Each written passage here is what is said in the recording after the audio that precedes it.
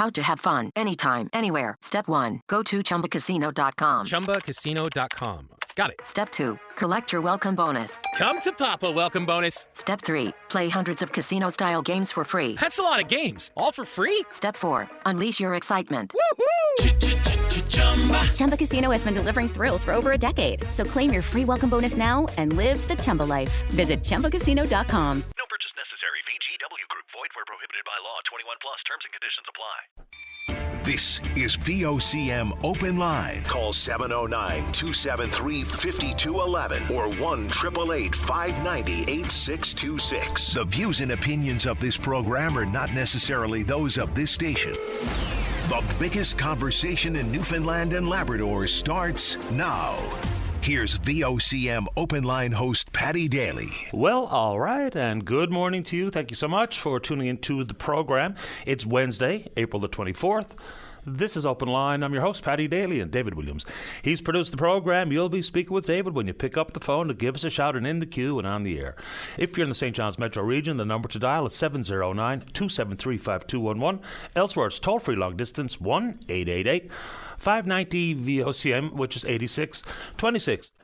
Quick check-in at the Allen Cup in Dundas, Ontario. Huge win for the Southern Shore Breakers yesterday against the Stony Creek Tigers. Beat them 4-2.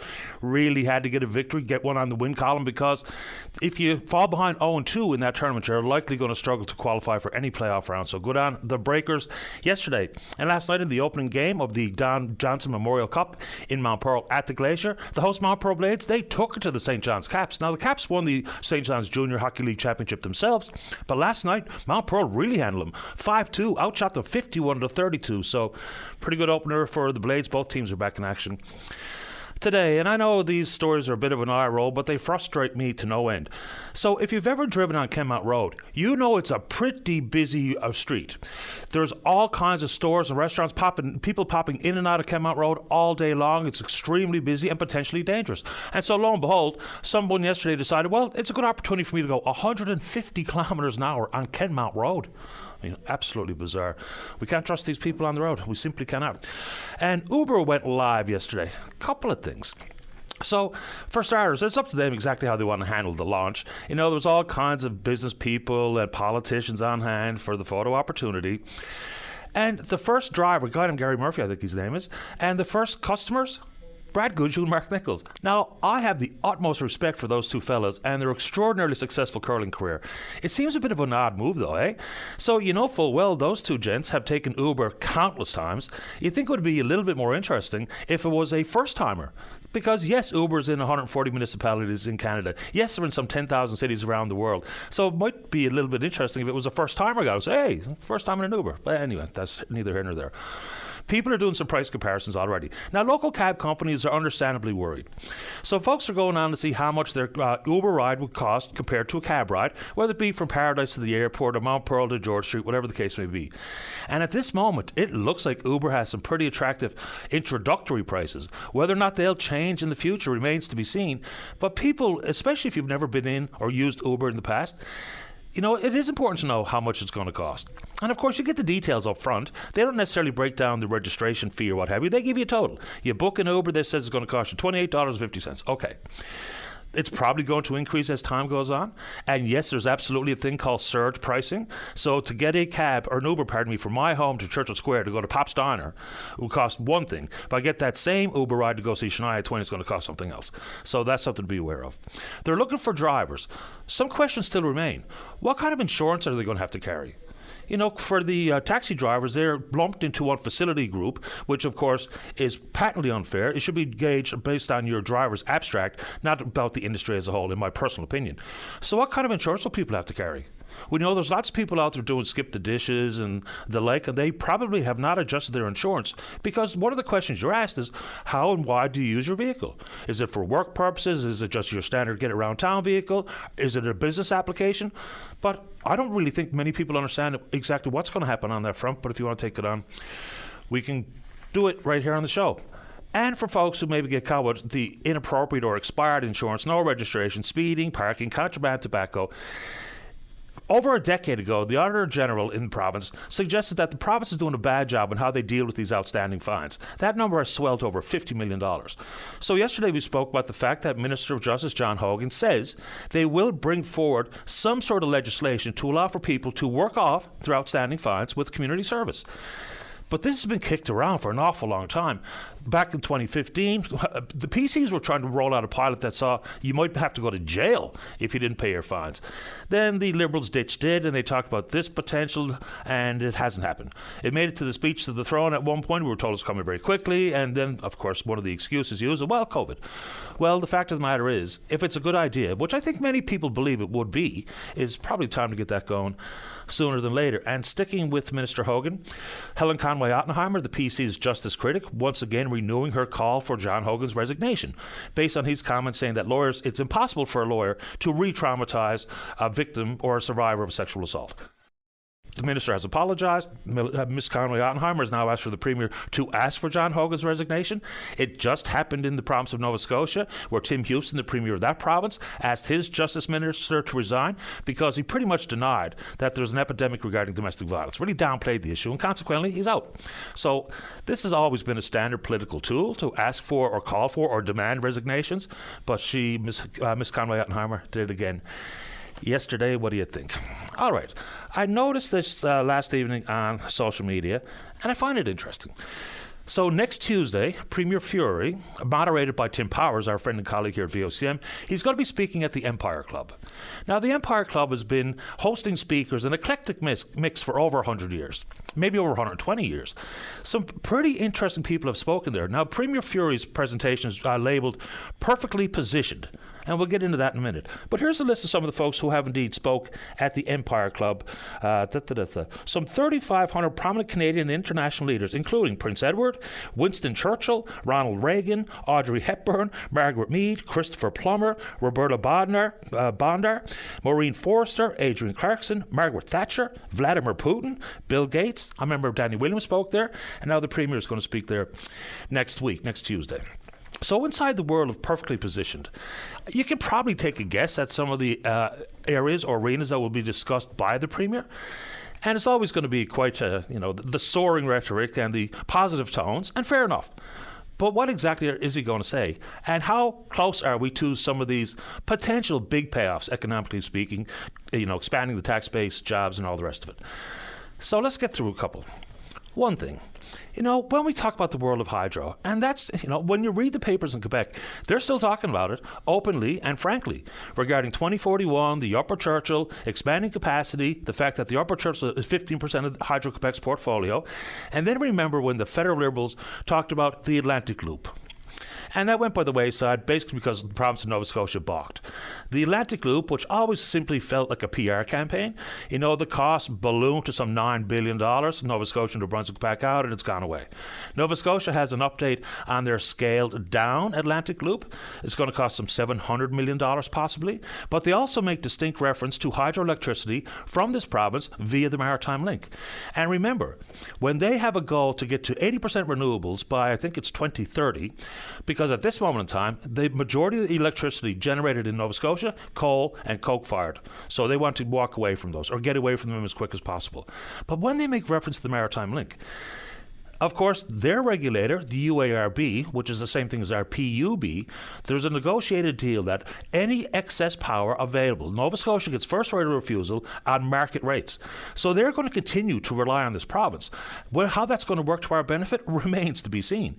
And then inside that world, I imagine the Premier is going to be talking about things like the hydrogen place here, and much concern, certainly in pockets of the province, regarding the possibility for all of these massive wind turbines to be peppering the landscape. So you imagine that hydrogen is on the table.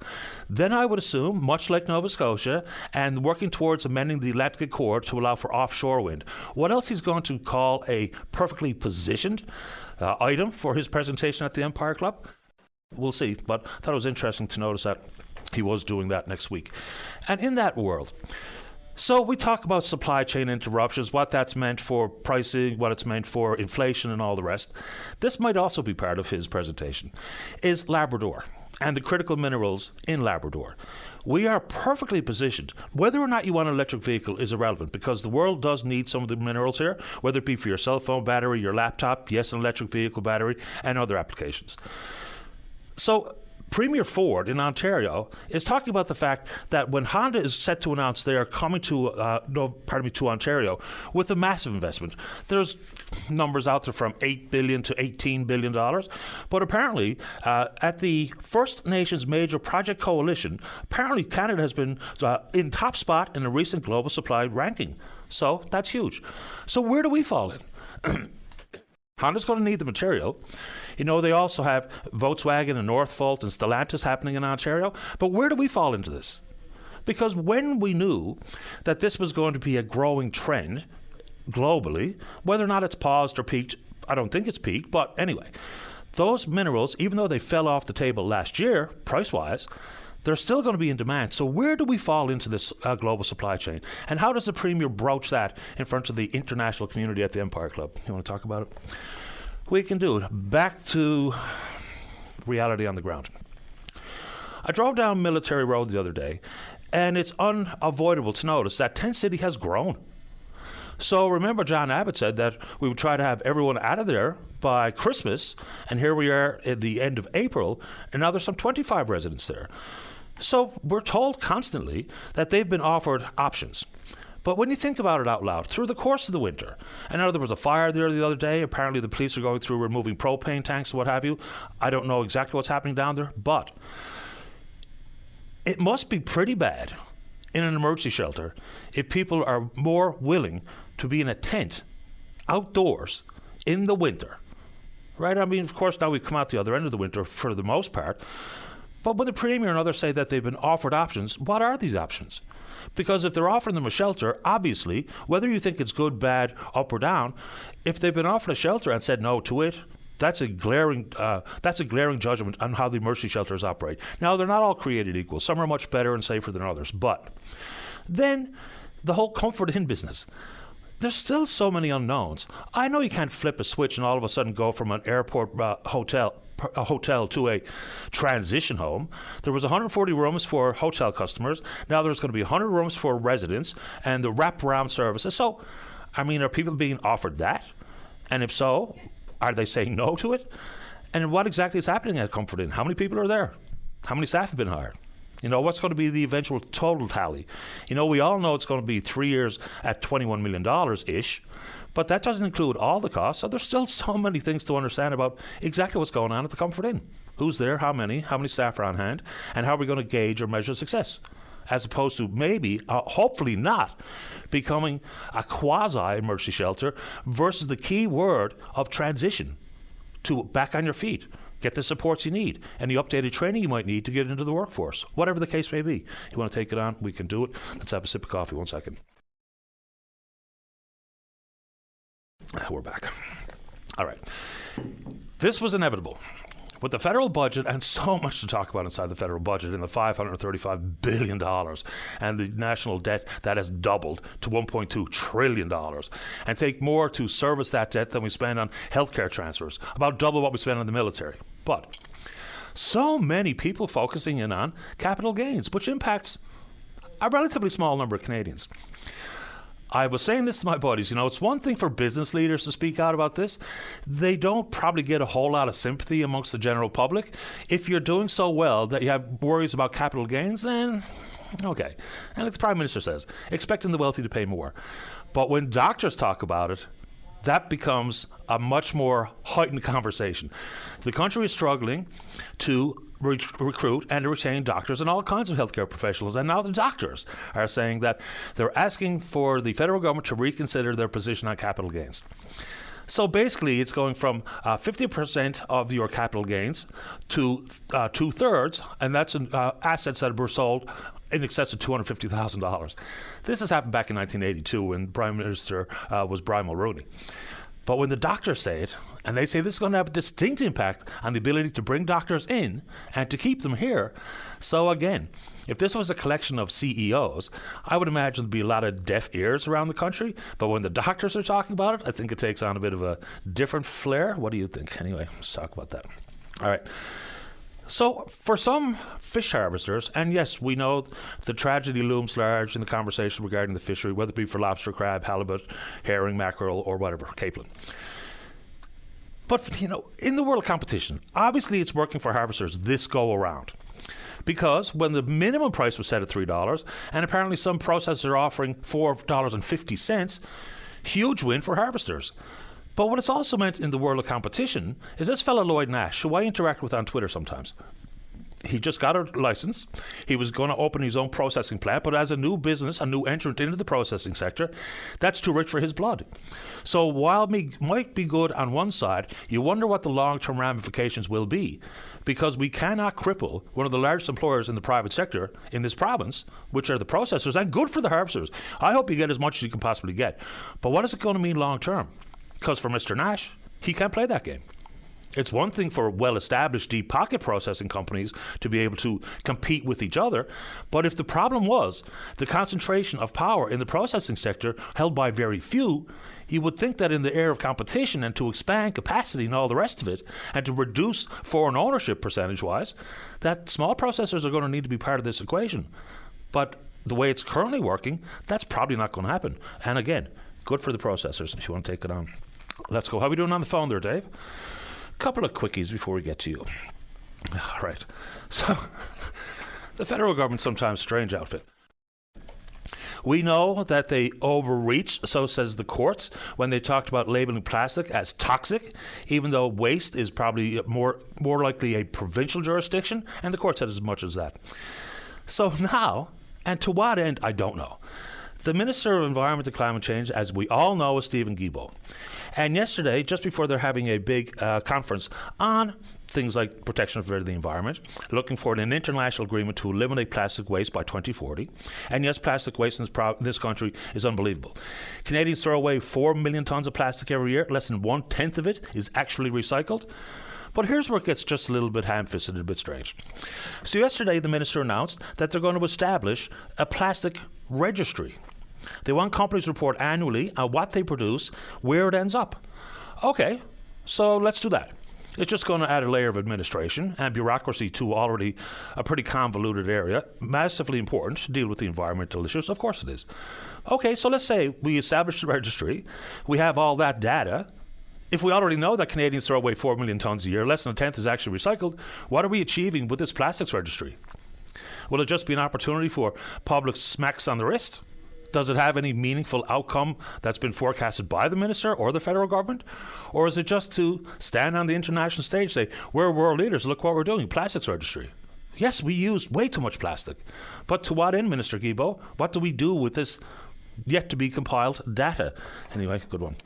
Very quickly, and this is a very good news note for those of you anxiously awaiting some warmer temperatures and to get out into the great outdoors. The registration portal for campsites at provincial parks has opened today. There will be a mad rush on those for sure. We're on Twitter.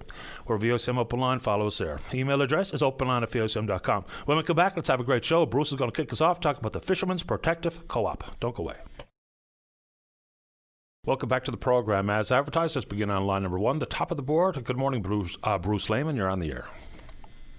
Well, good morning, Paddy. First, I'd like to offer my condolences to the families of the lobster fishermen and Lark Harbour situation is still probably ongoing for the families and a lot of grief in that area. Secondly, I'd like to put a plug in for the Fishermen's Protective Co-op. It's worked in Labrador. The industry has been stagnant as far as I'm concerned in Newfoundland sector. Fogwall Co-op is doing good. The only way that we can change anything that's ongoing is to try to change the same system. It's not working. 2 years now we've been into this turmoil.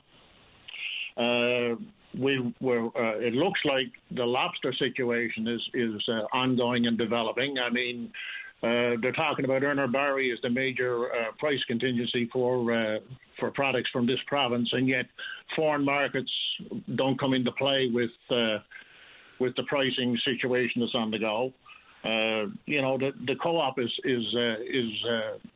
the only avenue that I can see that could possibly change the scenario in this province for the harvester, in order for them to have more control over their enterprises. Right now, you have the FFAW negotiating a price minimum.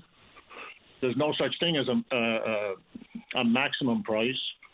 And like I said, 2 years this is ongoing. I mean, the union is supposed to represent the harvesters. They shouldn't be negotiating a price where a harvester cannot exist with the current markets and the current costs of fuel, et cetera, et cetera. So, I mean, the only way that anything is going to change is to try to change the scenario or the atmosphere in this province. And sure. I think that the co-op is one of the ways to go, right? Possibly so.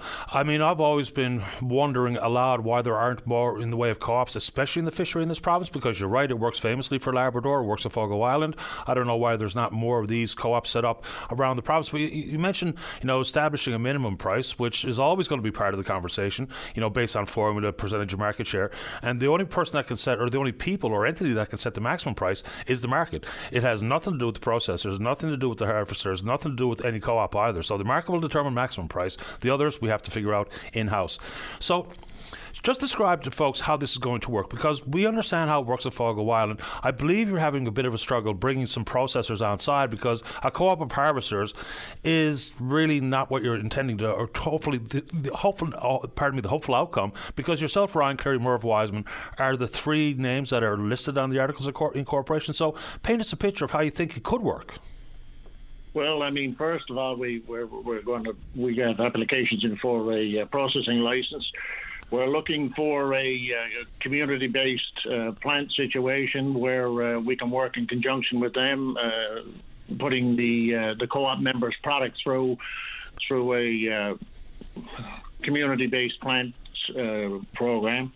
Back to the minimum price. Like, the minimum price is based on 3 3/4, we'll say, and 4-inch crab. We have a monitoring company and a grading company that does that. We're based on the minimum price, and 9 times out of 10, that's all the fishermen get is the minimum price. But that's not saying that the product that they're landing isn't garnering a much greater price, such as they use the expression like, we're based on minimum price, but why, if we already have a grading company in working, why not do the same grading on the weight of the crab and negotiate the price on what the harvesters are landing, so the harvester can get paid for what he's bringing in? That's one of the things that we're looking at as a co-op on this end, so that the harvester gets more control over what he's landing. I mean, a potato farmer lands potatoes, he gets paid. He doesn't get paid a minimum price. He gets paid for what he lands. So it's just one of the things that we're looking at, right? Yeah, fair enough. So where are you in trying to get some processors on side? Well, we have feelers out. We just started our members campaign. We have a lot of interest garnered in this co-op at this point. Like I said, now it's working for the Labrador, it's working for Fogo. I mean, up here it's been under the cartel's control, or for the most part, and I use that term lightly. So I mean, we're just trying to get out of this rut that we've been in for past couple of years with this pricing and all this stuff. I mean, harvesters need to feel that they're getting paid for what they're bringing in, and right now they're not. I mean, like, I'll use lobster as an example.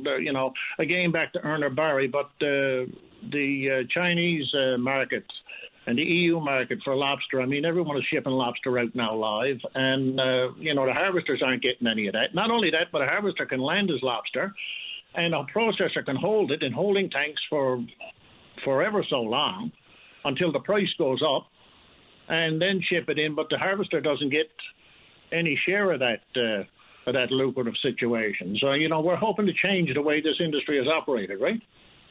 Fair enough. And again, cooperative housing, co-op in the banking world, co-op in the fishery, these are all things that have worked famously for decades and yet hasn't really garnered the type of traction you think it would have, especially in this province. In other parts of the country, it's really quite popular, whether it be in farming or otherwise. The co-op is a workable mechanism that we'll see how it works for you fellas, and I hope it does. Because the effort has been put in. If you can get all hands on side to actually get the critical mass to get a co-op off the ground, we'll see what happens. But anything else you'd like to add to it this morning, Bruce? No, that's it for now. From our aspect, the co-op has worked. If harvesters want more control over the industry, they're going to have to. They're going to have to get on board with a co-op like scenario, because if not, it's going to be the same old. What do you do? How can you change it? So, in our opinion, this is at least one option that harvesters can take, and hopefully gain more control over what they're landing and revenues, right? Right. Yeah, the industry has been sticky every single year, every single species. We seem to be having the same problems, same questions, same concerns, and then same outcomes, which hasn't been working. So it's time for some sort of mindset shift to see if we can't do better, because it's an important industry. People say, historically, it's why we're here. It's worth over $1 billion annually, and that fluctuates, of course, when the market fluctuates with us. Bruce, good to have you on the show. I wish you good luck. Yeah, okay. Appreciate it, Paddy, and thanks. You have a good day. You too, sir. Bye-bye. All right, let's keep rolling here. Let's go to line number 2. Wayne, you're on the air. Hey, good morning. Thanks, Paddy, for taking my call. Happy to do it. You get up in the morning to go to work to try and be a good tax-paying citizen, and you goes out to get in your truck, and she's gone. Oh my, what a morning. I just wanted to describe the truck to the listeners, and maybe someone see it. There's a reward. I need my truck back in one piece. It's a red F-250, stolen last night from the main road in the Ghouls. Oh boy, it's getting the heart's batting there, Betty. The plate number is CB5596. It's a red F-250. It's got a 1966 come home year plate on the front of it original. She got a roof, a rack on the back, beacon on the top, fire extinguisher behind the driver on the rack, and on the back of it in white lettering, gotrebarproblems.com. Now, who's bold enough to be driving around that? That's a joyrider. Oh my. I was racing the driveway last night. If someone can find this for me in one piece, I can come up with a fistful of brown ones. Maybe there's taxi drivers out there that sees it. I filed the police report and stuff this morning, early, 6 o'clock, and, you try to make the best of the day, man, but Jesus, hard. It's an absolute nuisance. We've been talking about stolen vehicles here on the show, and there's some more I'm going to add to that conversation later today or tomorrow. So, Wayne, do you happen to know how this happened? Did they come into your house and steal your keys, or were the keys in the truck, or what do you think happened? No, I got to spend the keys home. I don't know. Isn't there, what do they call these tool pobs or probs or something? Just people go around steal vehicles, and they're good at it. They are? The wife got up to go to the gym this morning, and she went there, and she come back early. She calls me at 6, she goes at 5. And it's something wasn't right. She come back early. She said, Wayne, your vehicle's not in the driveway. I said, oh, my Jesus. Boots on the ground. Oh, my God. Here you go.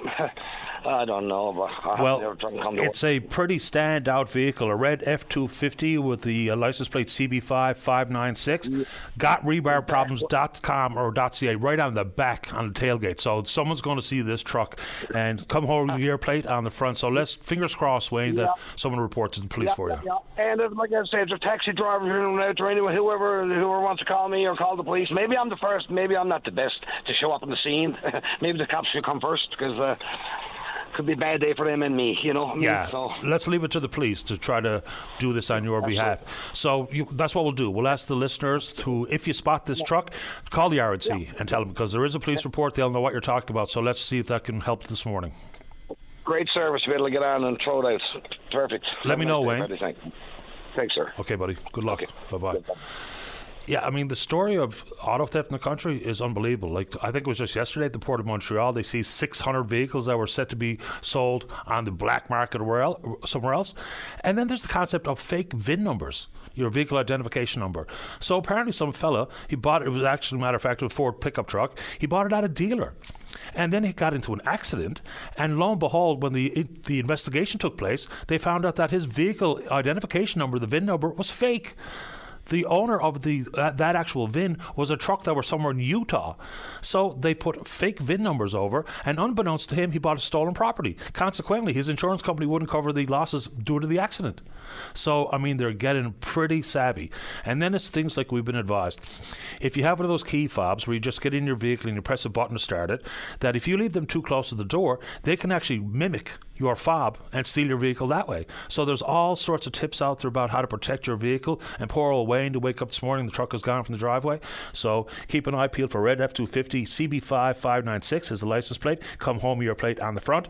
And got rebar problems in white letters on the tailgate. We should be able to spot that truck. Let's take a break. Don't go away. And welcome back. Let's go to line number 4. Sandra, you're on the air. Hi, Sandra. Oh, hi. I'm sorry. No problem. Yes, hi, Patty. I'm a new caller to your show. I'm calling about not health care today, but the use of substitute teachers in our education system. Okay. From what I gather, I know several people who are teaching, substitute teachers, but when they go to schools to substitute, they have retired teachers there in the school replacing substitutes who should be getting those jobs. So therefore, I know teachers this year who are leaving our province because they're not getting enough days. Substitute teachers are still teaching. Retired teachers are still teaching in our education system. So this is a problem with the retention of our teachers. So I'd like to invite somebody from the school board, if they could come to your show and speak on this issue. Happy to have someone on to talk about it, because you're right, Sandra, this is happening. It's a pretty convoluted system anyway to have a list of substitute teachers and how those lists are used. Of course, some schools will have some familiarity with the teacher and use that person, frequently, whether it be for whatever subject or whatever the case may be. But it's a good point you make. The teachers... Retired teachers, because prior to COVID, retired teachers were not allowed to teach in the system, only in remote areas, of course, where there's no lineup of substitute teachers. But in St. John's, we have all these young people coming out of school, substituting and not getting the hours required, of course, to live. So they're moving away. I actually know 2 people are moving to Nova Scotia this year because they're just fed up with the substitute teaching here in St. John's and the metro area. And they go into schools and they see retired teachers who are in there taking their jobs and their hours away from them. Because with this new Smart Find system, the young teachers were under the impression that this was going to stop.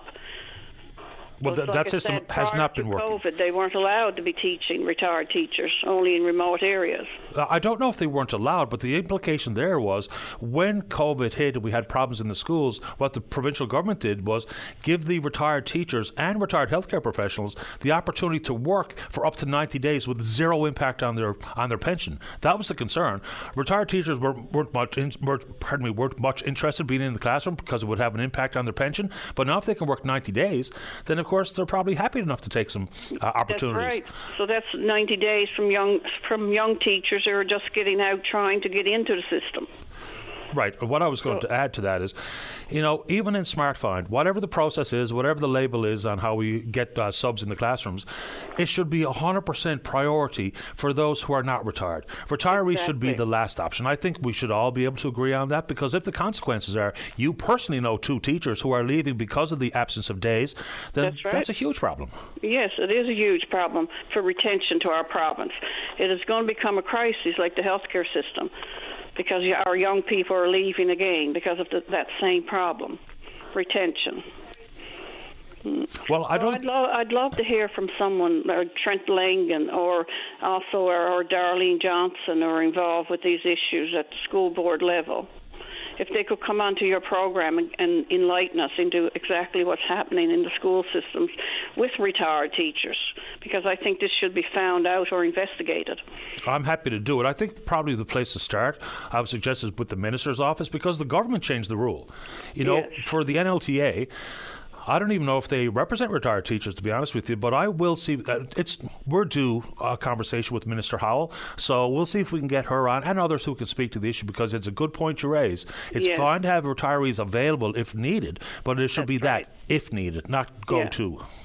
Yes, and most times in St. John's or metro areas, there are loads of substitute teachers who would love to get that day.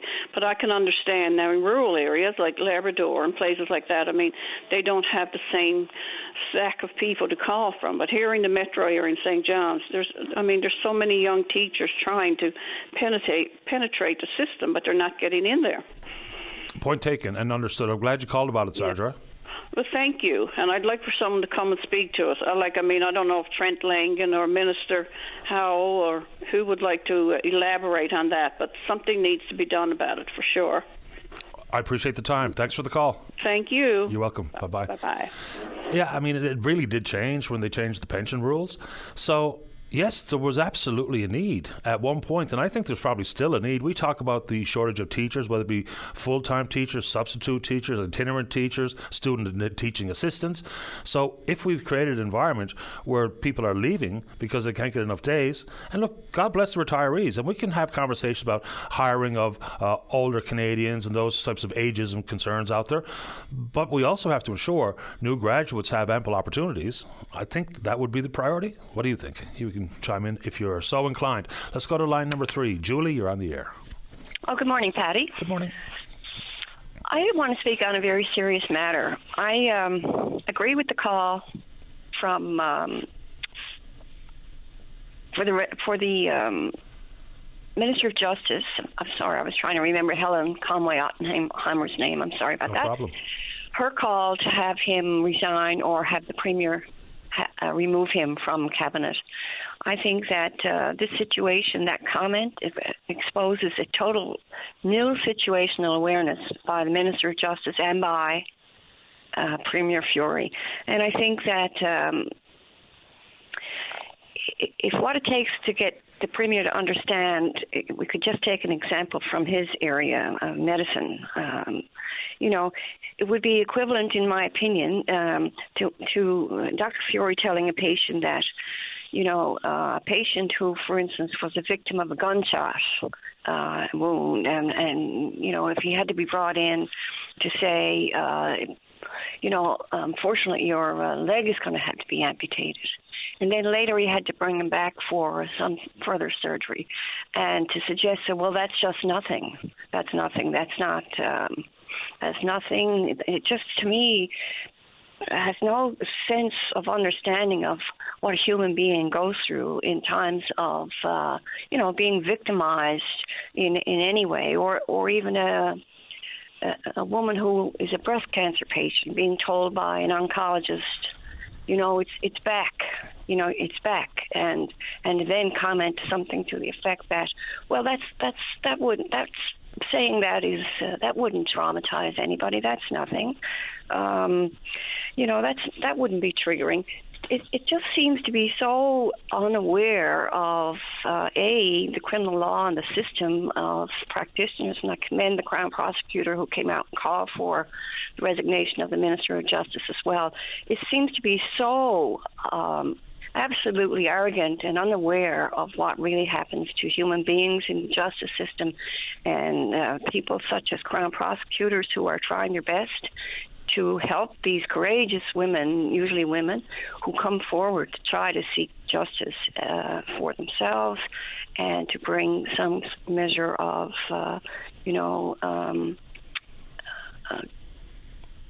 being accountable to the person who has harmed them. So, I think the Premier really needs to take another hard look at this. And, we can all say we're sorry after we've been exposed. It's easy. It's just say, yeah, I'm sorry. Yeah, I didn't think about it. But if you're the Minister of Justice who's totally responsible for the criminal and civil justice operations in the province, You ought not to be in that position if you have such basic, unawareness of what the people who are unfortunately brought through that system. You ought not to be in that position. I think Fury should spend less time looking for red carpet and glory moments for himself and more time appreciating that his attitude is coming through. And this is not the first time it's coming through. And, it's not appropriate. And I think he really needs to do the right thing. And for people who don't know, there was a couple of different facets to the comments. So Layla Evans was questioning the minister about the way sexual assault trials unfold. And yes, there's always going to be an adversarial system, and yes, people will be asked about timelines and details. That's not going to change, but some of the tone maybe does need to change. So Minister Hogan, replying to Layla Evans, a couple of areas, she said that lawyers are approaching the witnesses, and that's a form of intimidation, what have you.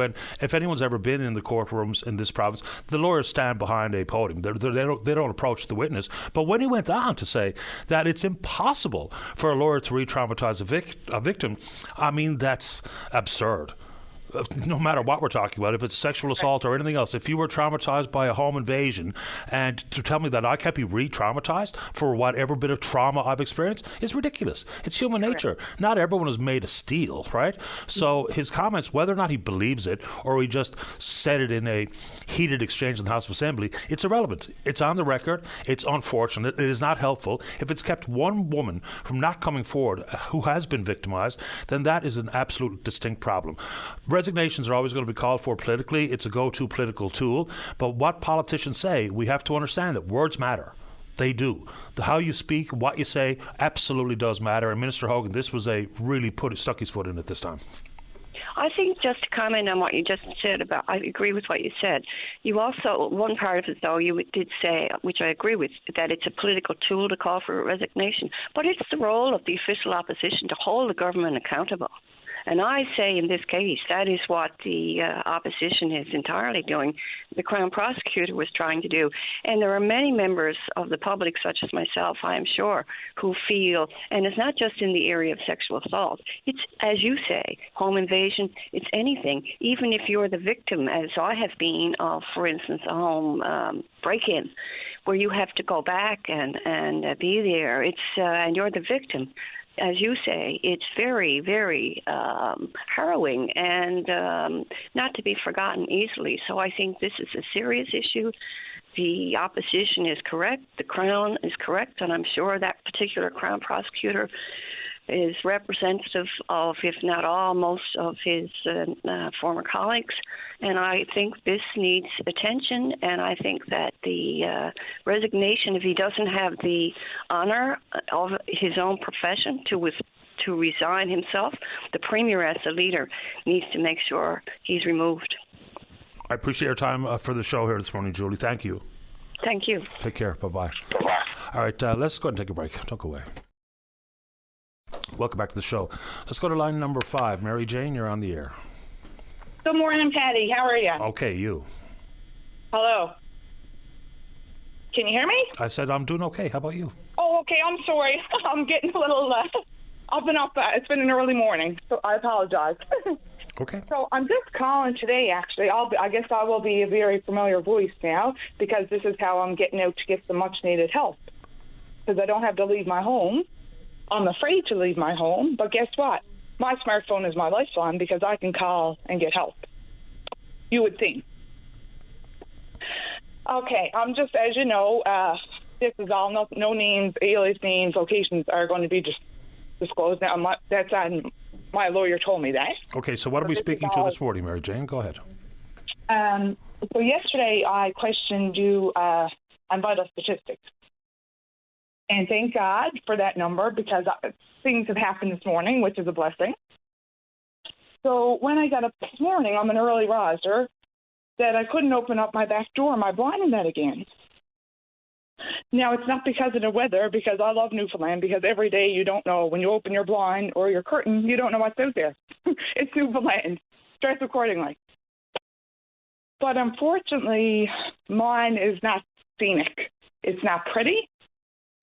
It's a moose head, Patty, a moose head that has been sitting there since November. Can you imagine? You don't want to, and I don't want you to go there. Absolutely disgusting. I've never seen that before in my life. This is my property, Patty, that I've worked hard for, and I've been living here. Okay, so I'm not really sure. Hold on, I'm not really sure what's going on here. So, someone put a moose head at your back door. Yeah, apparently the man that I was married to went moose hunting. Ironic, right? Because as you know, that's hard work. So anyhow, I came home from work one evening to see a moose head, and of course I questioned him on that. That's gross, disrespectful, and here I am, a well-known, huge animal activist. What's that there? That's a threat, and goes to make me, you know what I mean? Be afraid. So it's really unfortunate. So what would you like us to say or do or... Okay. So since March the 17th, when I got this man out of my home, the first thing I mentioned was when you're going, actually I caught him by surprise because for a grown man to run through the door with a shaving kit and a purple suitcase in his hand, he was very surprised. But anyhow, getting back to my story, that was the last thing I said. Can you please remove the moose head by the garage? So that was March 17th. Today is the 23rd of April. I believe I'm questioning the date. It's 22nd or 23rd. It's the 24th. It's 24th today. 24th. But anyway, go ahead. Okay. Time flies when you're having fun. So getting back to my story, as you know, trying to make a plan to kind of recover, to get out of this toxic environment. For the first time in my life, I had to reach out to the RNC because, as you know, I can only do so much on my part. That's your job to serve and protect. So for several times, and this is embarrassing for myself. Why? Because I have social anxiety. So I grew up in a little town when they're like, oh my God, the cop car is there, or the ambulance, and just a small town thing, you would run and see if your neighbor was okay. That's Newfoundland. So now I'm traumatized again because there's multiple police cars that by my door. It's a very small street I'm living on, Patty. I'm mortified, embarrassed. Okay. It doesn't seem... So, not to rush it along, but what exactly, other than tell us, you know, some of the extensions to some of the trauma you're experiencing, is there anything specifically today? Because... Yeah, I'm getting back to the moose head. Okay. I want that removed off my property. This man whose name is on this mortgage refuses to remove it. He was accompanied by, I'll say, a first responder, okay, on Sunday. I talked to the first responder. He was able to come in my home, as you know, and I'll leave it there to get required documents. That's fine. And when he came back, I said, I have one question for you. Can you get my ex-partner to remove the moose head? Moose head? What are you talking about? Okay, so what was the answer? So he said, he didn't see the moose head, Patty. He didn't see the moose head. Okay. So as now, I'm a little bit worried because, as you know, all I see different. But as a first responder, he's here to serve and protect and didn't see the moose head. Now I'm scared because, oh my goodness, how did you not see that? Very, like you said, the whole street drives up and by. It's well known there, right? So I'm having a little bit of how did he not see it? Okay, maybe he was startled, and so I gave him the benefit of the doubt. And I said, can you come around to the back of my house so I can show you by my garage? And he said, absolutely. And thank God I had friends and family here at the time because they can back me up 100%. So is it gone? No, it's not. Okay, well, hopefully... Unreal, right? Unreal. Hopefully someone belonged to you or a friend of yours or somebody can help you get rid of it. I reached out because I'm tired of reaching out, right? But as you know what, the first responder, because I'm going to leave it at that because that's a big umbrella, right? So I questioned him. He said, so what's the problem? So I'm staying calm and collected now, Patty, because I don't do well with stress. Anyhow, I said, since March the 17th, I've been texting my ex-partner. We're just through text now. That's the only form of communication. Can you please remove the moose head? Can you please remove the moose head? Okay. Nothing. So I asked the first responder, can you please, he told me I should go get a garbage bag and put it in. Well, maybe you could, but I can't because I'm different. Okay? So I said, can you please tell this man that's out front who got a ride in the cop car that came to my house 12 o'clock in the day, not announced just banging on my door when the police officer was on side of him? I'm sorry, but there's something not right there, Patty. Understood. And hopefully something can change. Mary Jane, let me know if you get any help on this one. I'm going to take one more before the news. It has to be removed. And Understood. This is ridiculous. It's an animal threat, and I can't go through my back door. I'm sorry to hear that this is happening, and hopefully someone can help you out. I don't want to take up too much of your time, but hopefully this will get heard and I can get some help. I hope so too, Mary Jane. Good luck. Take care. All right. Bye-bye. Before we get to the news, let's go to line number 1. Say good morning to the Executive Director at the Eating Disorder Foundation, Paul Toomey. Paul, you're on the air. Morning, Patty. How are you? Not bad. How about you? Not too bad at all. Patty, I just wanted to take a minute this morning to let people know out there who've wondered about and thought about doing some volunteering work, especially with us. We have a volunteer open house on this evening from 7 to 8 here at our office at 13 Pippi Place. People are more than welcome to come along and learn what ways you can volunteer with us. With our fundraising events we're focused on this evening, like many not-for-profits and charities, we're experiencing a bit of a lull in terms of volunteers, and we're trying to expand our base, and we're certainly open to have people come along, learn a little bit more about us, and learn what the opportunities are to do some volunteering. So I just wanted to get that out there. Our staff will be here between 7 and 8 this evening to talk about what we need and to sign you up if you're interested. So you said what people might need. What does that mean? What you need or what people need? Good question.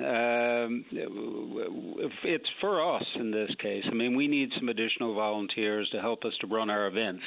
And as you know, the revenue that we raise from our events, such as our drive-in bingo, our gala, which is coming up, our golf tournament, etc., is the money that we use to offer the support programs for families and individuals across the province who are dealing with an eating disorder, which, as you know and I know, is a serious mental illness. And we have people reaching out from all across the province. However, for us to operate, have our counselors in place, have our programs in place, we need to raise a lot of funds on our own, but we need volunteer support to do it. So we're seeking help from volunteers to come along, give us a hand with these events and activities, and perhaps at the same time learn a little bit about eating disorders and understand what they're about and how important it is to have an understanding and be able to understand what people are going through. Absolutely, and the more we talk about it, hopefully the more we're helping the community at large. Paul, give the details one more time to where the wins. Okay, it's at our office here at 13 Pippi Place. Many may know it as the Carnell Building. We're on the second floor. It's between 7 and 8 this evening, and we just ask people to come along, hear a little bit about our volunteer opportunities. We'll have some refreshments on hand, and we look forward to seeing as many people as have the time and the interest to come along and see what we're all about. I appreciate your time this morning, Paul. Good luck with it. Thanks, Patty. Appreciate it. You're welcome. Bye-bye. Bye-bye. All right, let's go and take a break for the news. When we come back, Joanne is next to talk about the Our Lady of Mercy Church, which I believe is in Port-au-Port. Don't go away. Welcome back. Let's go to line number 1. Bob, you're on the air. Good morning, Patty. How are you? Doing okay, thanks. How about you? Not too bad. I don't call very often now, but I was compelled to make this call. I heard somebody, a lady there a little bit earlier, talking about John Hogan and that whole piece around him making that comment around that lawyers can't re-traumatize victims, right? Mm-hmm. And again, I was compelled to call a couple of reasons. One, I'm a social worker, but I'm a therapist now, and I'm not involved in the frontline social work anymore. But I certainly can just make a comment. The lawyers can't re-traumatize. Well, I mean, that's so far driven from the truth. It's more than that even funny. And the fact that, again, Minister of Justice and Public Safety would say that, even this, so you might think it, but then to say it and say it publicly. Because I remember a long time ago, I was, no names, of course, I was involved in child protection, and I was involved with a young girl, a minor, who awful experience, and had to go to court and had to spend a lot of time with the family trying to support this person, this child, and absolutely witness firsthand how a lawyer can absolutely re-traumatize. And this was a minor, and it was absolutely brutal, and I mean brutal, to watch it. And really, it was just kind of allowed to unfold. So just want to throw that out there to say that lawyers can't re-traumatize. That lawyer that day 20 years ago did a great job, because it was his job, right, to tear this down, and he certainly did tear it down. So the fact that they can't, John Hogan, say that a lawyer can't do that is ludicrous, absolutely ludicrous. Now, my job, I'm a therapist, and I'm seeing people with significant trauma all the time, and I see and hear people who have, gone through the justice system and who have been re-traumatized, to no end. So again, I'm with that previous caller, and I hope more people actually get on this. Yes, and I'm a male, and that minister should absolutely either resign or the premier should step in and, take him out of that justice portfolio. And I really question whether, he should be a minister in government at all. And so I just wanted to call in and sort of, share and add to that, because I absolutely have first-hand experience, both in person, in court, and through my work, that, it's so ludicrous that it's hardly even... It's amazing, actually. So I just wanted to put that out there. Fair enough. It seems that the Premier is content with the apology. He said as much yesterday. We know that it's absurd to think that victims of any type of trauma cannot be re-traumatized in the courts or otherwise. So I don't even know where that sentiment even comes from. To extend that conversation, though, is how do we change that particular feature of criminal justice? Because you're always going to need for the defendant to have a capable, competent representation. Yes, there's always going to be questions about details and timelines, because that's part of what the defense attorney is hired to do. But it's how it's done, it's how it's executed, and even some of the comments we've heard from the bench in sexual assault trials. Like, I believe this case came from Ontario, where a judge was talking about the way the woman was dressed and used the word SLUT. I mean, to think that that's appropriate in criminal justice, even if we have to maintain some level of adversarial setup, but how it's actually conducted today is not helpful. There's reasons why people don't come forward, and I don't know what the numbers are. People use 1 in 10 come forward, and the other 9 choose not to. So whether it be the so-called potential for embarrassment and or interaction with law enforcement and or navigating the criminal justice system, there's reasons why people aren't coming forward, and this is not helpful. Whether it be that judge's comments in Ontario or anyone who downplays how difficult it would be for someone to sit there and be cross-examined, to try to get details and timelines. What were you wearing? What did you have to drink? Even though much of that has really nothing to do with anything, regardless of how you were dressed, regardless of how much you had to drink. For instance, on the drinking front, if you're inebriated, you can't give consent by law. So we talk about those things in an effort to confuse and to re-traumatize, because it probably is an effective defense strategy, but that does not mean it's helpful to society. No, and another quick example of that, another one just reminded me of, there was a few years ago, a judge made a comment, well, maybe you should have kept your legs closed. I mean, really? Right? And so when you say, what can we do? I agree, when you're in court, there's a process, and it's not always easy, and you got a representative from both sides, and that, all of that stuff, and I get that. I do question sometimes how things are permitted, and maybe it's a patriarchal thing to some degree. So follow along patriarchal. When now our premier actually kind of goes, he apologized, so that's good. Like when you question what can we do, well, what we can do is zero tolerance. A zero tolerance when, if it's out there, and it's out there, some people think it, but when you have people who represent like a minister's portfolio and represent government, and that gets said, well, what can we do? Well, that's what we can do. The premier can stand up and say, sorry, John boy, that's not acceptable. Now I need your resignation. The fact that he, the premier, is allowing this to continue to carry on, Like, it's tainted now. It's tainted. And he's not doing the right thing. If John Hogan's not going to do the right thing, then the Premier needs to do the right thing. And he's not doing the right thing. And, like, I hope people, like, remember that. I appreciate you making time, Bob. Thanks for the call. Thank you. You're welcome. Bye-bye. It's a strange utterance from a justice minister. Anyway, your thoughts you can share on the program. Let's go to line number 6. Joanne, you're on the air. Good morning. Good morning to you. I am calling this morning to put out a call to action for all your listeners. I am with the volunteer board for Our Lady of Mercy, which is a designated heritage site in Port West. We're in that national competition, The Next Great Save. And the competition basically gives $50,000 in restoration funds to the site that gets the most votes. So our heritage site is just leading a close second. We're 830 votes behind this morning, and I need to put out a call for everybody online to get out there and go look up the Next Great Save website and vote for us, Our Lady of Mercy. It's a little bit of a complicated process, though. I went down through. We had a call. I don't know if it was the same church or maybe no. It was a different church. It was a different church, and this is by the National Trust for Canada, so protection of ecclesiastical sites across the country. So your heritage designation is probably a leg up, I would think, for some people. So yeah, I went through the process myself.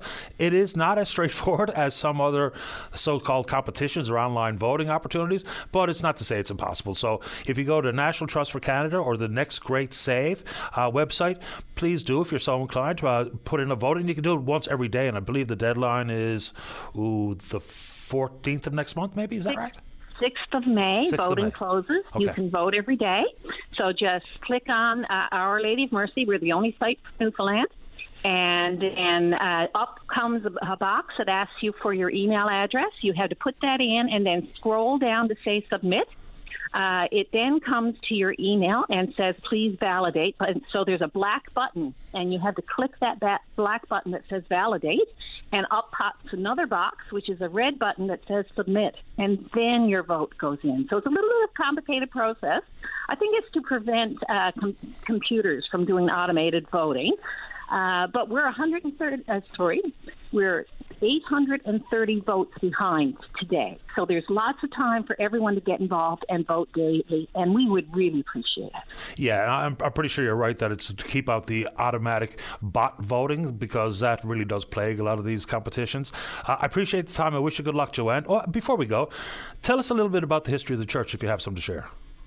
Sure. This church was built in 1911 to 1925. It took 14 years to build, and that's because it was built by the miners, the fishermen, and the farmers of the area. Every man and child put in as much time as they could to donate their volunteer time to build the church and also to cut the wood to build the church.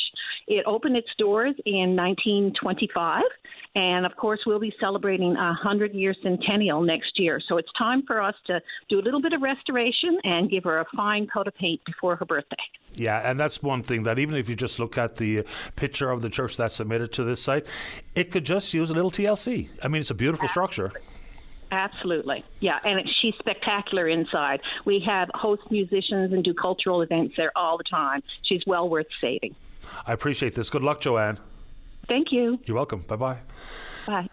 There you go. So it's National Trust for Canada, or the Next Great Save is the website if you want to Google it up and submit your vote. See if we can't get that $50,000 for the preservation and maybe a little upgrading of that church in Port West. I'm sure people would appreciate it in that community. Let's take a break. Don't go away. Welcome back to the show. Let's go to line number 2. Good morning, Mark. You're on the air. Hey, Patty. How's it going today? Doing okay. How about you? Pretty good. I just wanted to call in to talk a little bit about Tent City, and it's something I've consistently call you about.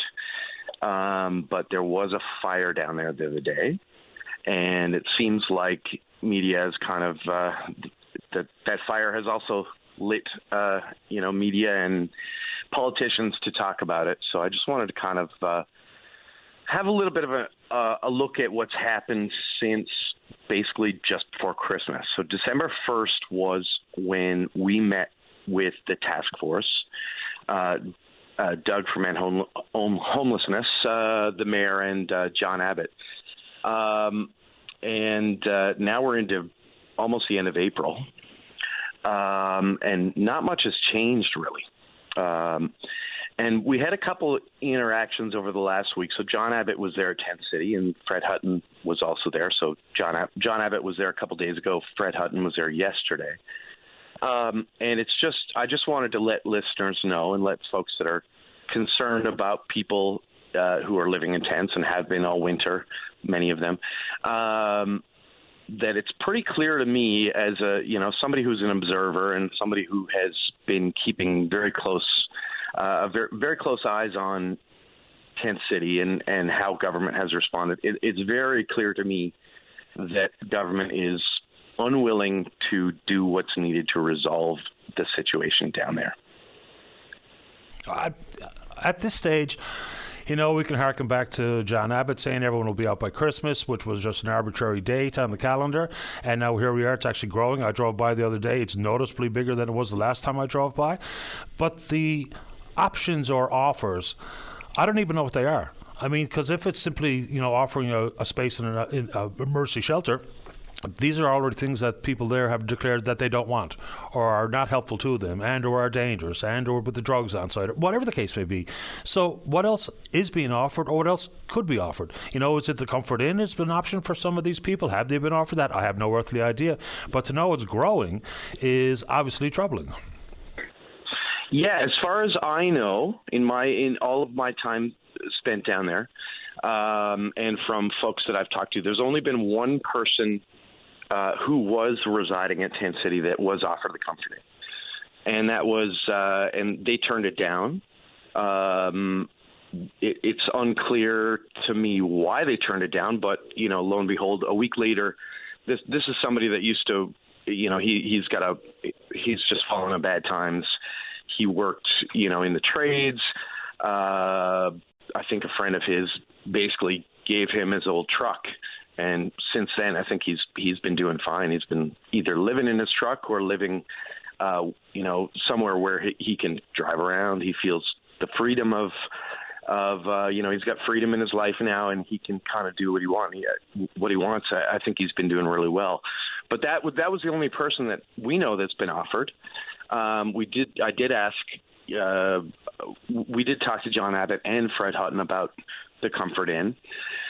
At first, John Abbott said that it wasn't, that nobody was going there, but then came back later and said, it will be a solution for some of the folks. So, initially when we as advocates and when we were fighting to provide supports for folks at Tent City, we were asking for an immediate response, a short-term response, because we saw long and mid-term responses for housing, but we didn't see a short-term response. The short-term response quickly got moved into a task force, which then resulted in an announcement of the Comfort Inn. But it's not actually a solution to resolve Tent City, and that concerns me, and that should concern listeners as well. Because if it's not that, then what? If it's not a resolution to Tent City, then what is the resolution? Is that what you mean? Yeah. Yeah, and we don't know. It certainly government doesn't have a handle on it, and you're right in suggesting that emergency shelters those are the options, and we've heard that in the House. We've heard that from Fred Hutton a number of times. Those are the options that people are being offered.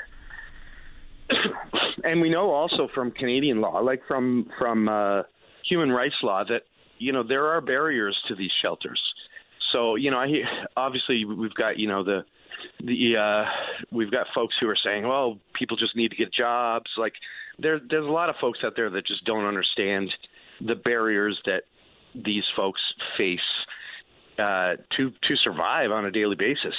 The barriers that exist for some folks going to shelter actually have a legal framework in human rights law. So there's violence, theft. I mean, we all saw the CBC article that Ariana and Rob wrote about shelters, like the comments from the ATIP. There's lack of privacy. There's curfews. There's limits on your belongings that you can bring in. Obviously, no pets. There's no couples. There's folks with anxiety, with claustrophobia, PTSD, agoraphobia. When I put this to folks themselves and say, like, would you stay in a place with 40 people surrounding you, with somebody, 3 feet away from you? They have to rethink that.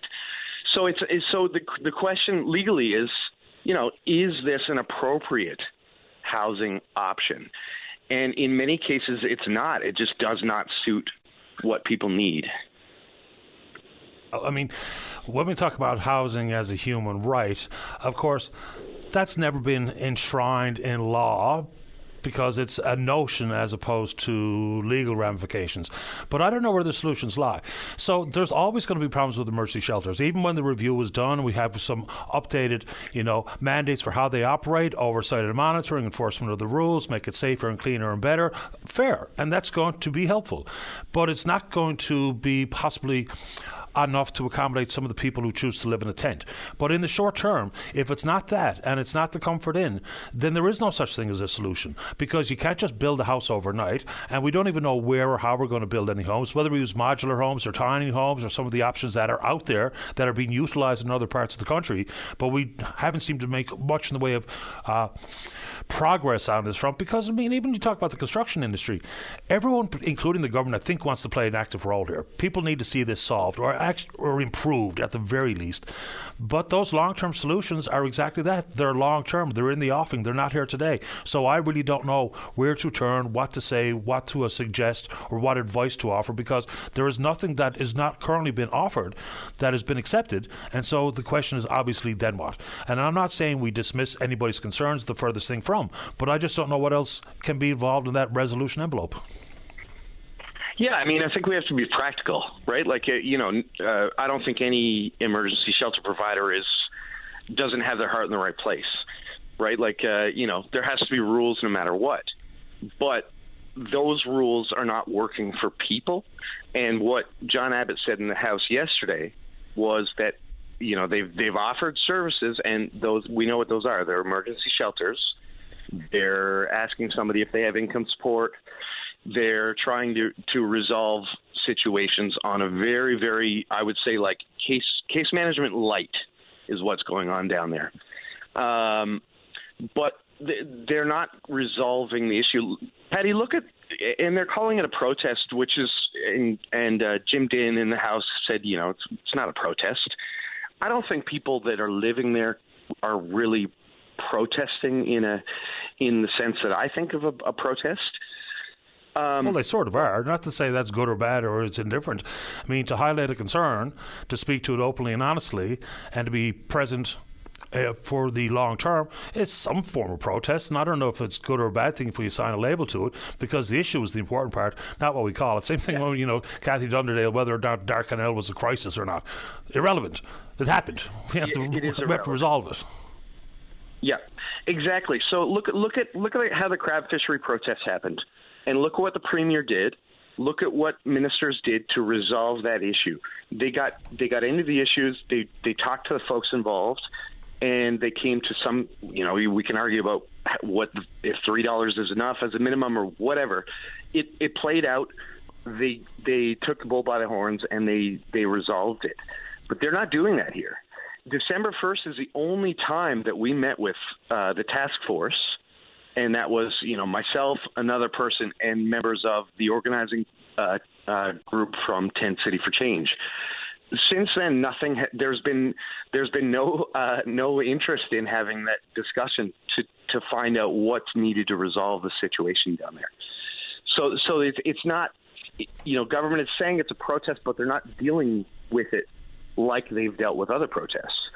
So I think that needs to change. If they think it's a protest, they should probably call all the people, to the table and figure out what's needed to resolve it.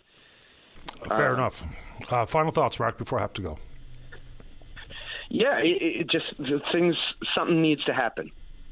Something needs to happen, and we need the government to deal with it and to resolve it. I would say, like, you know, we're the last province to have a tent city. Why have we not learned from elsewhere in the country? But that's not true, Mark. To be able to resolve this issue. That's not and true. Lastly, what's that? We're not the only province with people living in tent encampments. No. We're the last province. We're the final one. They were everywhere, and finally they came to Newfoundland. Oh, okay. Do you know what I mean? Yeah, I do. But I mean, again, homelessness and people living in tents and the people living on the trailways in Happy Valley Goose Bay and living in Bowring Park in tents, I mean, this is not new. This just got the heightened focus when someone had the good idea to put the tents up across from Confederation Building, because this had been happening for years, not in a collection like we see behind the Colonial Building or across from Confederation Building, which has brought a much different focus and conversation about homelessness, I think. Yeah, and you know, one of the tenters that was at Confederation Building, that was his idea. He was like, "No, we got to put our tents up there." So, I just want to point people to the Humanity Project in New Brunswick. They've just announced they've put their final house there. They've been building a tiny house a week, and they've finally completed. They've got 96 in place, and I think it took them 2 years to do it. Or roughly that from start to finish. So 96 people have come off the streets and are placed in these homes. That's the kind of effort we need.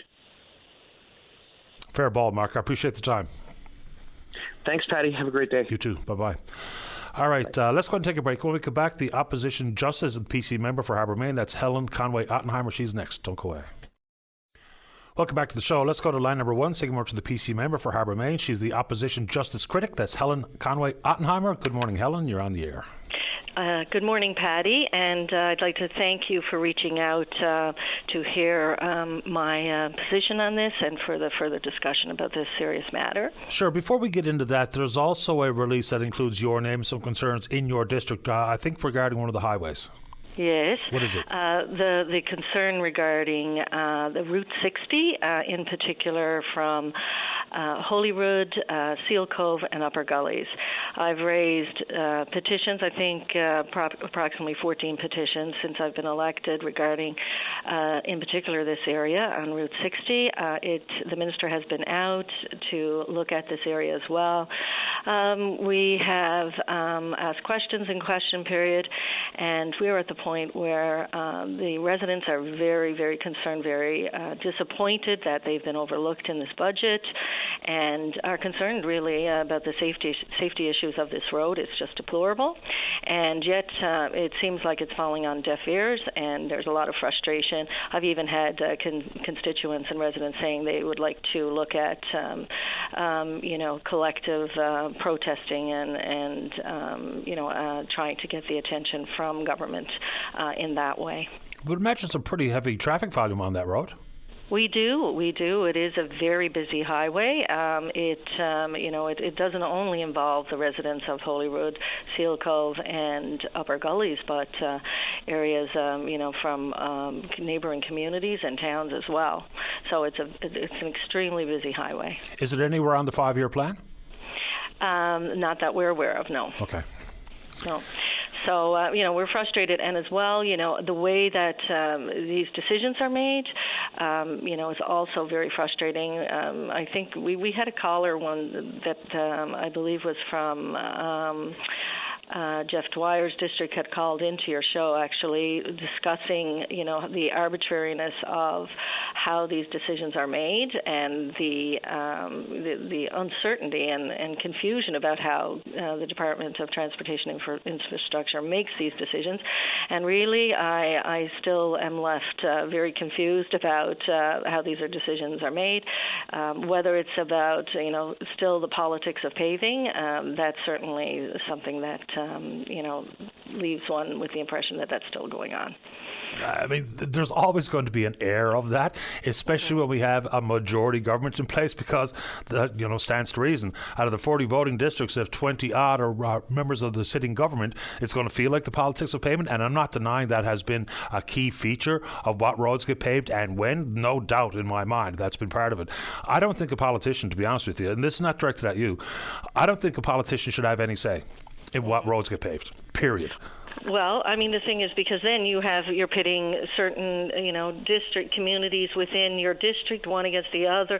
It gets very delicate and very complicated then.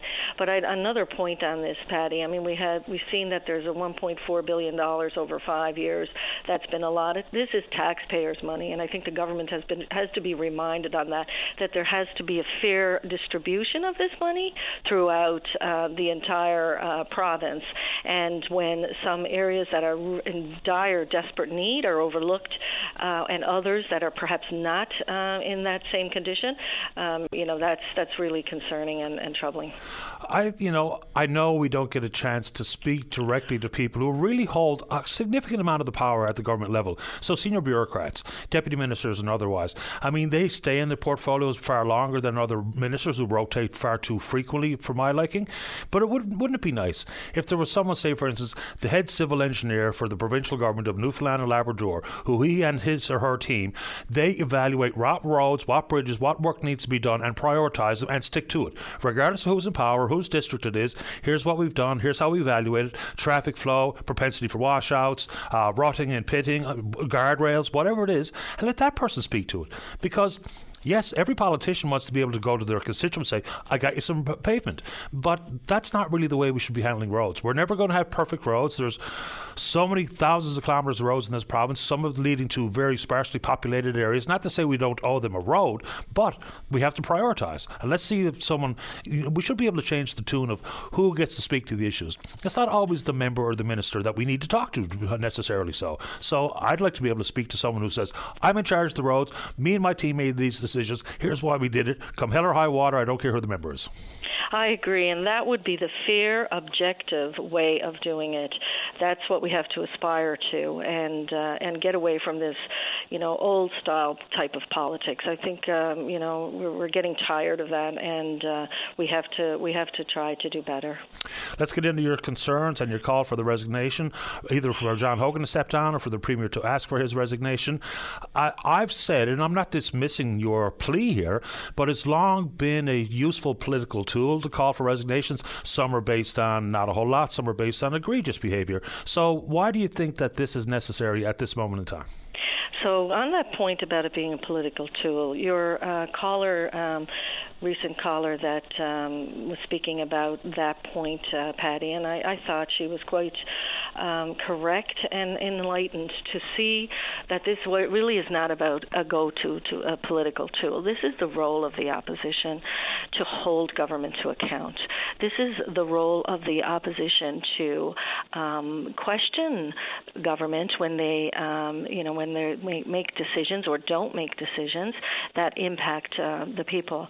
And so the question was asked, and I've asked these questions on behalf of the official opposition in question period, because these the conduct and the statements made by the Justice Minister are very damaging. They're very devastating, and there needs to be accountability. And when we see the Premier of Nova Scotia accepting the resignation of his Justice Minister for statements that minister made, diminishing, for example, the impact of intimate partner violence on people in that province, that Premier took action, and despite the public apology of his minister, because they knew how important it was to signal and to send that message that victims of violence, their experiences are not to be disregarded or diminished. And yet, we did not see that in this example, and I would argue that the statements of our minister were perhaps as bad, if not worse. So, it's very disappointing. I've been hearing from women and men who are very disappointed that the Premier now has not come forward and asked for the Justice Minister's resignation. Fair enough, and there's no reason to think that the Premier will make that request of his minister and or force his resignation himself, because he's pretty much said he accepts the apology and was quite contrite, and he seems to have been moving on. I don't know what's going to happen here. Like, nobody else really knows what's going to happen, but the comments are simply unhelpful. You call them egregious and a fair label to assign to them. On top of that, what we really don't get into is how we change. Because, we've changed things. For instance, we've established a drug court, which makes sense to me. And now the way that we deal with sexual assault trials in this country is simply not working. Again, and I'll say this and I'll continue to say that I understand it has to be adversarial, because that's the way the system is set up. There's got to be competent, qualified counsel representing the defendants. But the way that we handle these trials is simply not affording society the best shot we have. Because if navigating criminal justice, sitting through a trial, dealing with law enforcement is keeping people from coming forward, then all that means is that people who have been the perpetrators of sexual crimes are never held to account, and they're walking amongst us. So how do you think we change the system? Because we can talk about the politics all day long, but the system really needs some tweaking or nuance or massage or something. Mm-hmm. And again, this isn't really talking about the politics, though, Patty. How do we change the system? We have to start by changing attitudes. And when we see our Minister of Justice, this isn't about politics. This is about our Minister of Justice, who is in a very important role, a very powerful and influential role. And the question is his continued presence compromising the oversight of justice in this province? Is it further silencing victims of sexual assault to come forward? It's about patriarchal attitudes. It's about, this culture that may be present when we have a Minister of Justice and the Premier now condoning by accepting an apology. An apology, I might add, that was only provided after one of the groups, the Corner Brook Status of Women's group, wrote seeking it. So, changing begins with changing attitudes. It's about education. It's about training. Yes, it's also, though, about ensuring that people that are in positions of power, like the Justice Minister, who obviously has no understanding of what it's like to be in a courtroom, and here he is, the top lawyer in the province, and yet making statements which are quite misleading and, in effect, cause people to feel very concerned about even bringing their assaults forward, whether it be sexual assaults or domestic violence or even any kinds of crimes, victims of crimes coming forward. Yeah, I think maybe a little bit of miscommunication between us, because I'm not saying that your point about the Justice Minister playing a really important role in these conversations and his comments that were offered. What I was trying to get at is that, as opposed to anything political, I was just trying to talk about the system. And I'm not dismissing your concerns or your thoughts or your comments whatsoever. I was trying to just set up a conversation about where do we think we can offer pragmatic change inside the world of sexual assault trials. Not to say that anything you've said is incorrect or untoward or anything like that. I didn't mean anything like that. I just mean, the system. How do we deal with the system? Yes, and I understand that you didn't mean anything like that. Okay. But what I'm saying is that attitudes are important here. We're looking at stereotypes. We're looking at, the fact that perhaps people aren't informed about, for example, they're not trauma informed. So whether that's understanding coming from a Minister of Justice or the Premier not understanding the experiences of women who have been victimized by sexual assault and other crimes, the thing is we need to start from the top. If we can't change attitudes there, and if we can't hold our people that are in these positions of power accountable, we're not going to get anywhere. I mean, we can have all of the training and all of the education, and yes, those things are very important. We're going to have trauma-informed training, for example, for our RNC officers when we have victims that come forward to make complaints. So that might be an example where we have to ensure that that place for victims to lay their complaints is one where the police understand the victim that's coming forward. For example, as well, in the court system, training for lawyers and judges. Those are concrete examples. We need to ensure that they have the adequate training about the issue of victim interpartner violence and sexual assault. But again, it has to start with the attitudes. And I don't know if I'm making that clear enough, but that if we don't have a Minister of Justice and a Premier in our province who clearly understands the impact and the devastation that statements like this can cause and the pain that statements like that cause to victims of sexual assault, then we're in real trouble. I appreciate your time, Helen. Thanks for the call this morning. Thank you. Take care. Bye-bye. Yeah, thanks. As Helen Conway-Ottenheimer, the PC member for Harbour Main and the opposition critic for Justice. Let's take a break. Don't go away. Welcome back. Let's go to line number 2. Teresa, you're on the air. Hi there. I'd just like to ask your audience if they could come and support a live performance of Infinitely More. It's a group from Newfoundland coming back to tour here at St. James Anglican Church in Botwood tomorrow evening at 7 p.m. It will be a free will offering, so you pay whatever you are able or whatever you prefer. They are a 2-time GMA Covenant Award winner. So, yes, if you come support them, we'd really appreciate it. I'm sorry, what was the name of the group? Infinitely More. Intimately More. Okay, I thought you were just going to say an intimate setting or something like that. So Intimately More. Okay, terrific.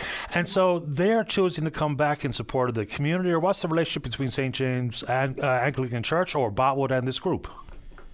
One of the people who are singing actually grew up in Botwood, and they've created their own group that's gone across the country. I think it's gone farther than that, but personally, I don't know a lot about them, but you can check them out online at www.infinitelymore.ca. And they have their own albums out, and this is their 15th anniversary tour. Terrific. So it wasn't even intimately, it was infinitely more. Okay, now I got that straight. And so it's tomorrow night at 7 p.m., I think is what you said, and it's a free will offering to attend. You bet. I appreciate this, Teresa. Hopefully it's a big success. I hope so, too. They're coming a long way, so we're hoping to support them well. Where do they call home? Like I said, one of them grew up in Botwood, but I honestly don't know. I think they do a lot of touring, so... Okay, I'll find out a little bit more, but I hope that people come and attend and enjoy the show. Thanks for the call this morning. And I appreciate your helping us put it out there. My pleasure. Good luck. Yeah, okay. Bye-bye. Bye, Teresa. And so that's the second church-related call today. The first one, of course, talk about Our Lady of Mercy Church out Port West. And there's an opportunity for you to go online at the Next Great Save website, the National Trust for Canada, and make a vote if you're so inclined to try to help them put them over the top to get the $50,000 for some renovations, coat of paint, and other work at that particularly beautiful church. Then this one that I've brought up in the past, look, we know all of the issues that stemmed from court rulings regarding the St. John's Roman Catholic Episcopal Corporation and the fact that in an effort to fund the compensation for victims at Mount Cashel, that they were selling the church properties. Now, I think there's some debate as to whether or not the Episcopal Corporation really did own some of these churches as opposed to simply supply priests. I think that's a conversation that's kind of been lost. But this story, I thought, was going to open up the floodgates for potential other parishioners of other churches to come forward to see if whether or not the process was followed correctly in the sale of their church. And this is in relationship to Holy Rosary Church down in Portugal Cove St. Philip's. So they took the process and the Vatican to task. And they went through the application process, did all the research, they supplied their information to the Vatican, and what they call the Vatican dicastery overturned that church closure. So they say that the process did not follow the standard canonical process that was in place, and consequently, they overturned the decision. Now, what that means in pragmatic or real terms, not 100% sure. The church has the opportunity, or the Episcopal Corporation, has the opportunity to appeal this decision, but may lead lead to restoration of church services at Holy Rosary in Portugal Cove St. Philip's. You know, Ed Martin was the fellow who led the charge on this front, you know, filed that appeal against the Archdiocese, and the ruling was really quite clear. Now, they received a relatively hefty, I think it was 10 or 12-page document, you know, blocked with legalese, but Mr. Martin read it and thinks, I think we won. And then go to present it to a lawyer and told, absolutely, you guys win. So what that's going to mean in the near future, whether it be a priest for one service per week or to offer it for weddings and baptisms and the like, we don't really know. But it was an interesting development that the Vatican itself ruled on the process and said it did not follow the standard canonical process for this type of closure and sale. So I thought that would lead other communities that saw their church sold out from under them to do the same thing, to follow along as to whether or not the process was followed in their situation. So that was a fascinating outcome for the folks down in the Cove, and I wonder if that's going to catch on elsewhere. A couple of things. People are kind enough to send along some information. And, you know, I made the point off the top about people who choose to have a side hustle and be a Uber driver, what the insurance implications are. And so here's just a quick breakdown of it. So for this province, so the insurance is provided while you're doing rideshare work by Uber. $2 million of third-party liability coverage, of course, covers your liability to third parties the moment you accept an Uber trip until its conclusion.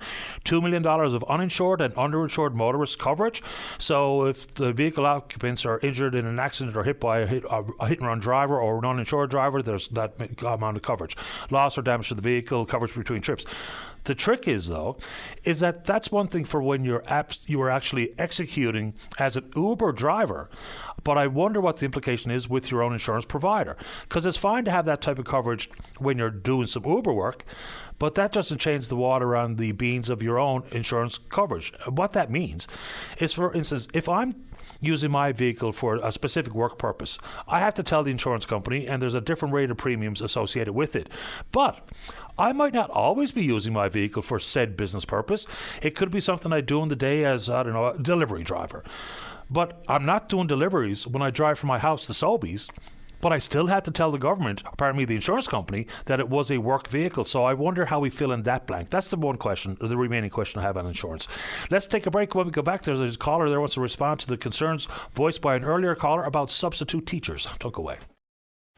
You're listening to a rebroadcast of VOCM Open Line. Have your say by calling 709-273-5211 or 1-888-590-8626 and listen live weekday mornings at 9 a.m. Welcome back to the show. Let's go to line number 1. Jeff, you're on the air. Good morning, Paddy. Thanks for taking my call. My pleasure. Yeah, so at 9:40 this morning, you had a call from a lady about substitute teachers. So didn't agree to exactly a lot of things she was saying. I am a retired teacher for many years, and I've made a decision to go back and just do a day here or a day there. And what your listening audience needs to understand is that there's multiple pools for being hired. So a pool A is for full-time substitute teachers who are not retired. Those are the people who will always get a call first. I know that firsthand because my partner is a full-time substitute teacher, and 100% she'll always get a call before me. Now, Pool B are retired teachers, and that's where I will fall. So I only ever get a call if Pool A list has been exhausted. And then you have a Pool C, which is a supply. So supply definition would be maybe a teacher who's doing their internship on staff right now, and they may be in for a half a day or 3/4 of a day, and they have a period in their schedule where it will be free. So if a teacher had a medical appointment or if a teacher got sick on staff, Pool C would be then chosen at last. Is that what they refer to as emergency supply? Yes, as emergency supply. Okay. So getting back to the lady's story, so I can share with you firsthand. I've been in schools, many days.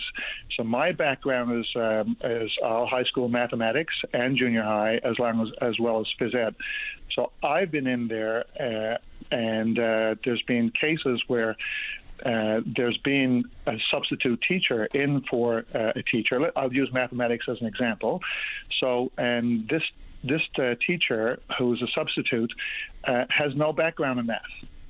So, but because they're in Pool A, they qualify more than me.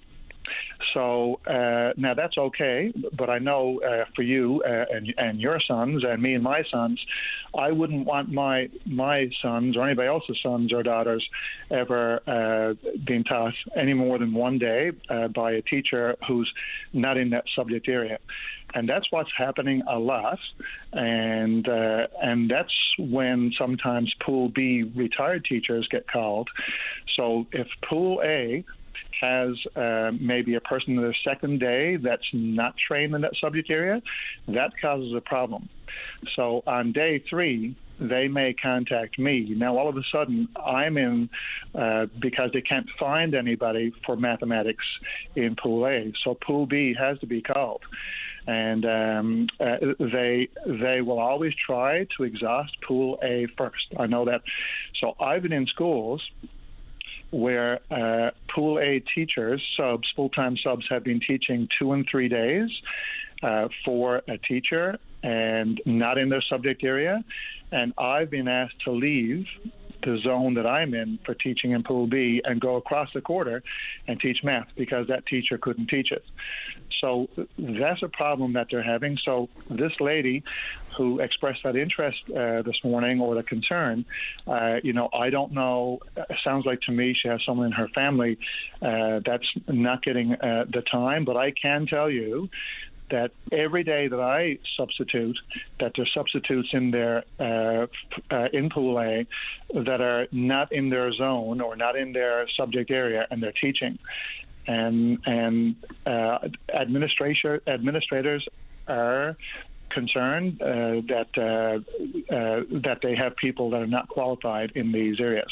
So that's where retired teachers come in. And I can tell you from talking to NLTA that there are record number teachers graduating each year for the past number of years, and therefore retired teachers all of a sudden are becoming an important resource.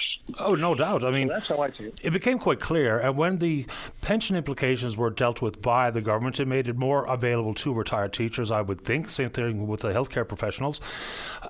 The structure, as you describe, all makes sense. And there is some complication with matching a teacher with their discipline, whether it be mathematics or science or otherwise, and that is important. It's okay for a stopgap measure for one day, but for any extended amount of time, our students really need a teacher that understands the mathematics that they're delivering, insofar as the curriculum that day.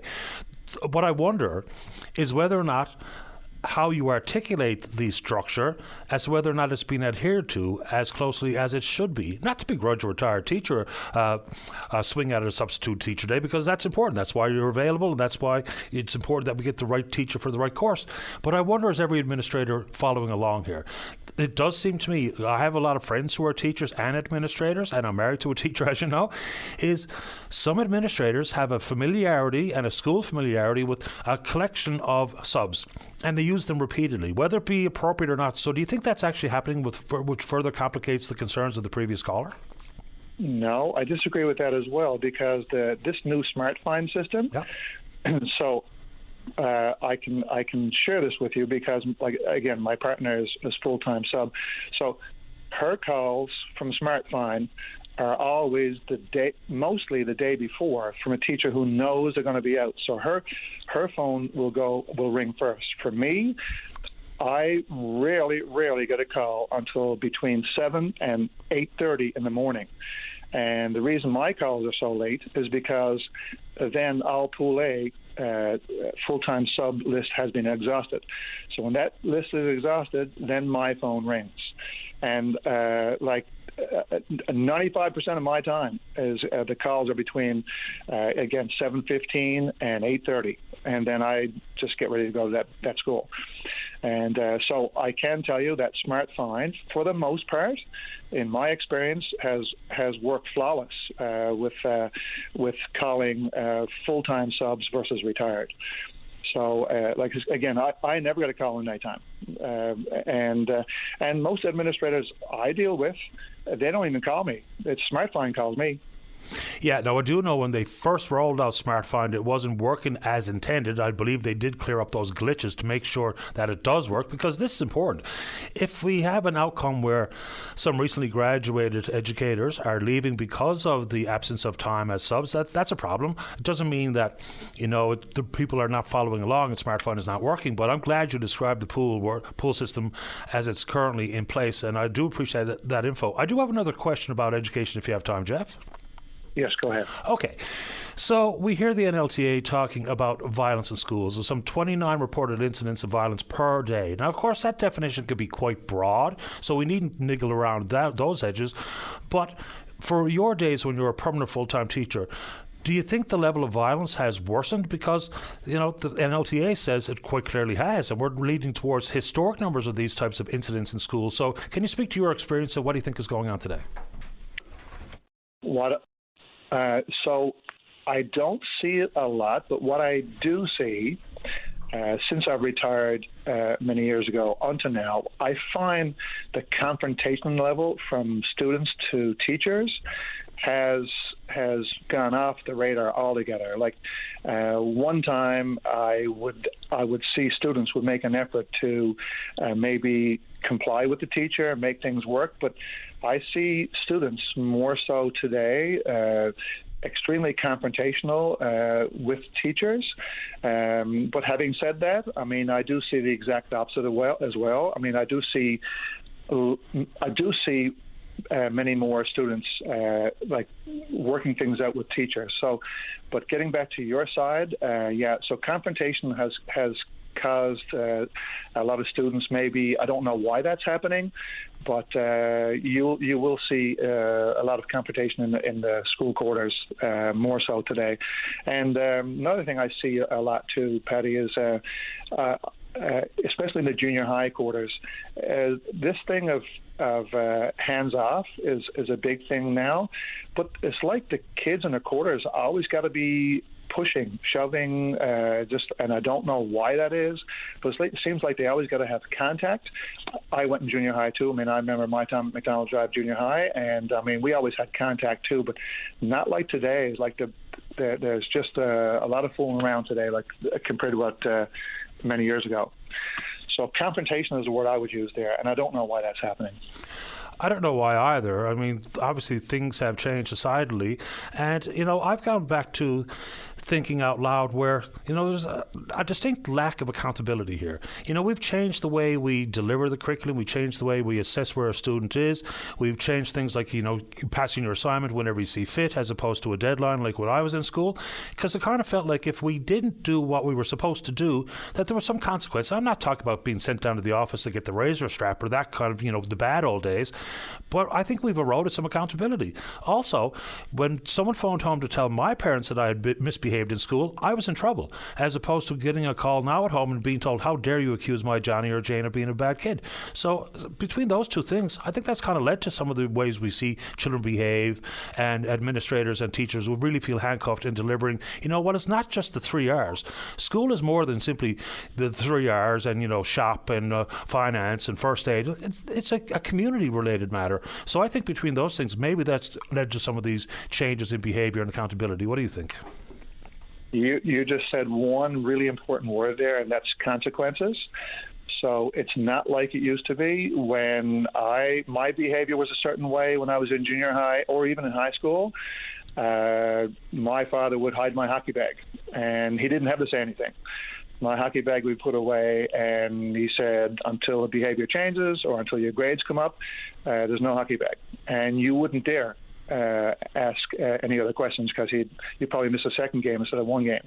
But now you can't say that anymore because my son plays All-Star and he can't miss a game because I paid $10,000 this year. And so that carrot, you can't take it away anymore. You have to deal with something else. And you can't take the phone away because that's the only method of communication they have. So all of a sudden your consequences that are in your back pocket to try to deal with the child is cut down.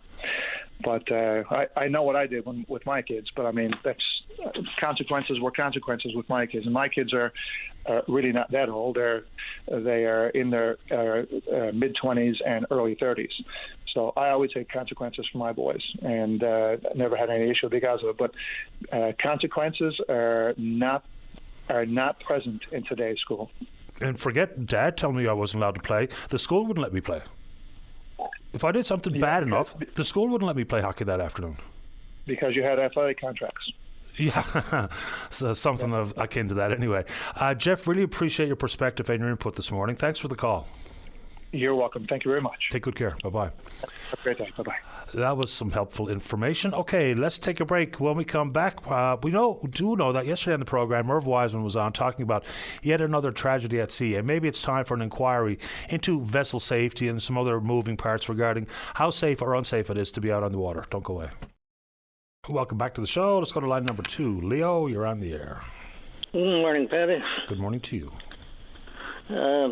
I'd like to comment on some remarks that Mr. Merv Wiseman made yesterday morning. And before I go there, I'd like to...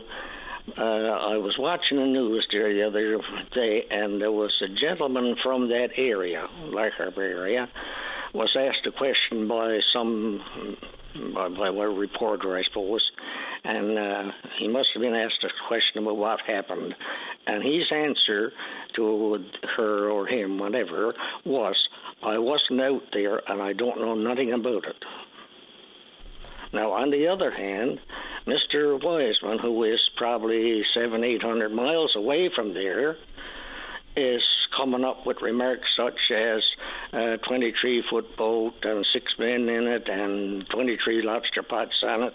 And now, where is he finding out this, or how is he finding, how can he come up with that? Well, I can't speak for Merv Wiseman, but I don't think he said a specific number of lobster pots on board. But he did make. He said 23. Go ahead. He did make distinct reference to the fact that there was 6 men on board, which is how the story seems to read. Is if there was, we don't know if the 4 that made it to the shore jumped in to get the 2 that went overboard initially, an uncle and his nephew. I don't know where he gets his numbers, but I do think there's a conversation to be had about a safe approach to fishing. We've had these conversations in the past. I mean, I know of a story where in a very small vessel and too many on board, they went out to get their nets and drowned. So I do think there's a place for a safety conversation, isn't there, Leo? There probably is. But these people in that area, they've been doing this for years and years and years. And you can be as safe, you can have so many inquiries, and you can have so many investigations as you wish, but there's going to be accidents. You know that just as well as I do. Oh, yeah. I mean, we're never going to make anything in this world 100% safe. I mean, it's illogical and it's likely impossible. But, if there was an inquiry that looked at a variety of things, like mandating for EPIRBs and survival suits and training and vessel length and that kind of stuff, I think that's probably reasonable, because say for instance, if there's lobster season coming, and I mean some of the silly things like we make the boys tag their halibut at sea and sometimes in small boats. If we looked at things that present unsafe conditions and mandated change, that's probably good for everybody. Now, it's easy enough for me to spend other people's money, but emergency beacons and survival suits and training and mandates for how many numbers can be aboard based on gear and that type of stuff, if that's part of how we make things safe, like making me wear a seatbelt in my car other than get a ticket for it if I don't, I think there's room for a bigger conversation, whether or not it requires an inquiry or something. But for a very dangerous industry, to make it safe as possible sounds like a good idea to me. Yeah, I know, but then again, see, what's an inquiry going to do? What's an investigation going to do? Say, for instance, a 23-foot dory. We're going to cut 6 inches out of her, or we're going to make her 6 inches wider, or some foolish thing like that. Because you know as well as I do, what the hell good did the Ocean Ranger inquiry do? It put a lot of money in a lot of pockets. It never saved the people that went down on the helicopter.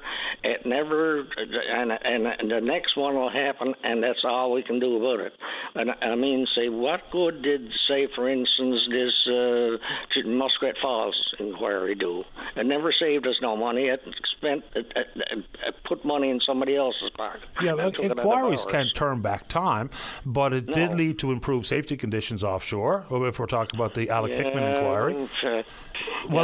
Some of the key recommendations made there still haven't been implemented. One of them was 24/7 emergency station here in St. John's. That's never happened. So you're right. Some recommendations and things that are uncovered inquiries maybe don't change the water on anybody's beans, but you can't turn back time. What we're trying to do is understand what happened and what can change. Like the Hughes inquiry. I know. We know what happened here.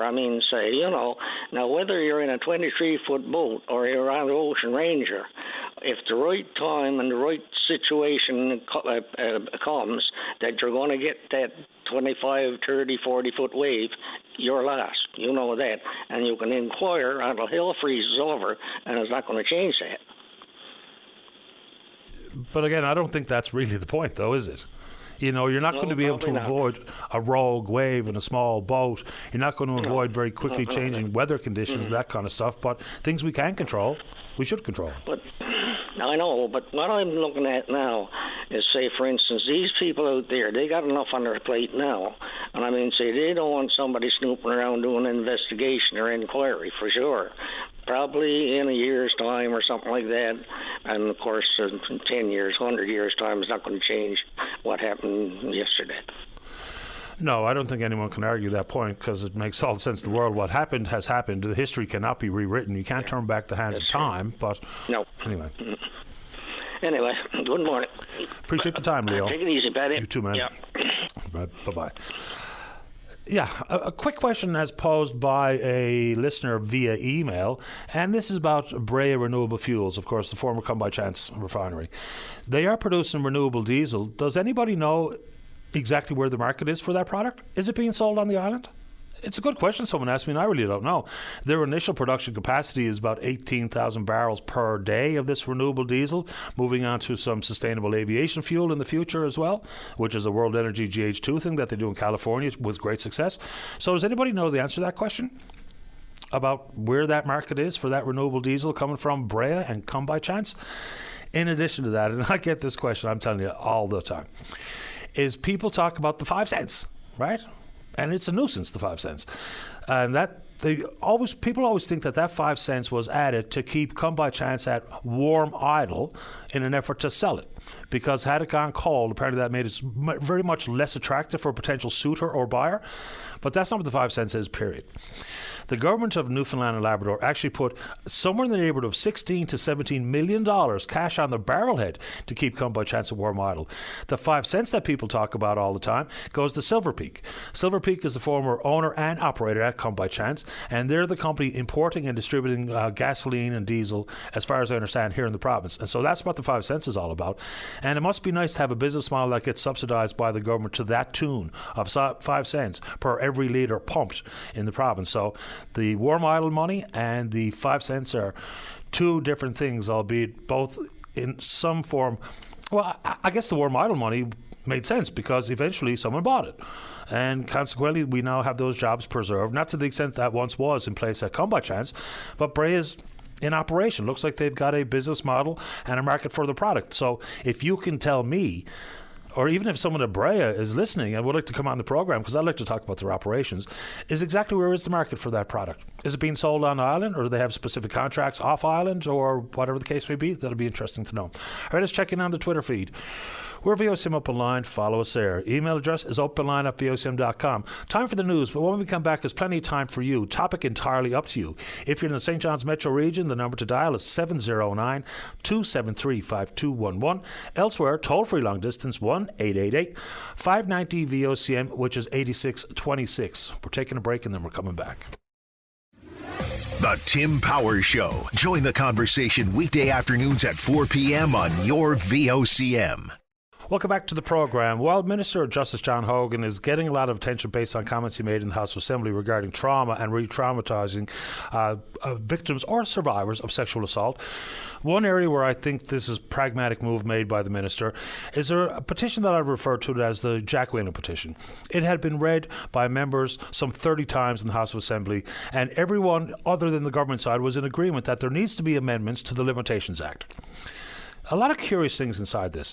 So basically, when the Hughes inquiry was called, and that was about the victims at Mount Cashel, then very quickly the Limitations Act was changed to allow for compensation to flow to victims of sexual abuse.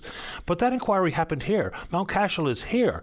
At that time, provinces across the country changed their Limitations Act to include all forms of violence and abuse afforded to children when in provincial care. But this province did not. It's sort of a strange set of circumstances. But now, apparently, under the growing political pressure and the sense of doing the right thing, Minister Hogan says that they will introduce amendments to the Provincial Limitations Act to include any form of abuse. So this is, I think, welcome news.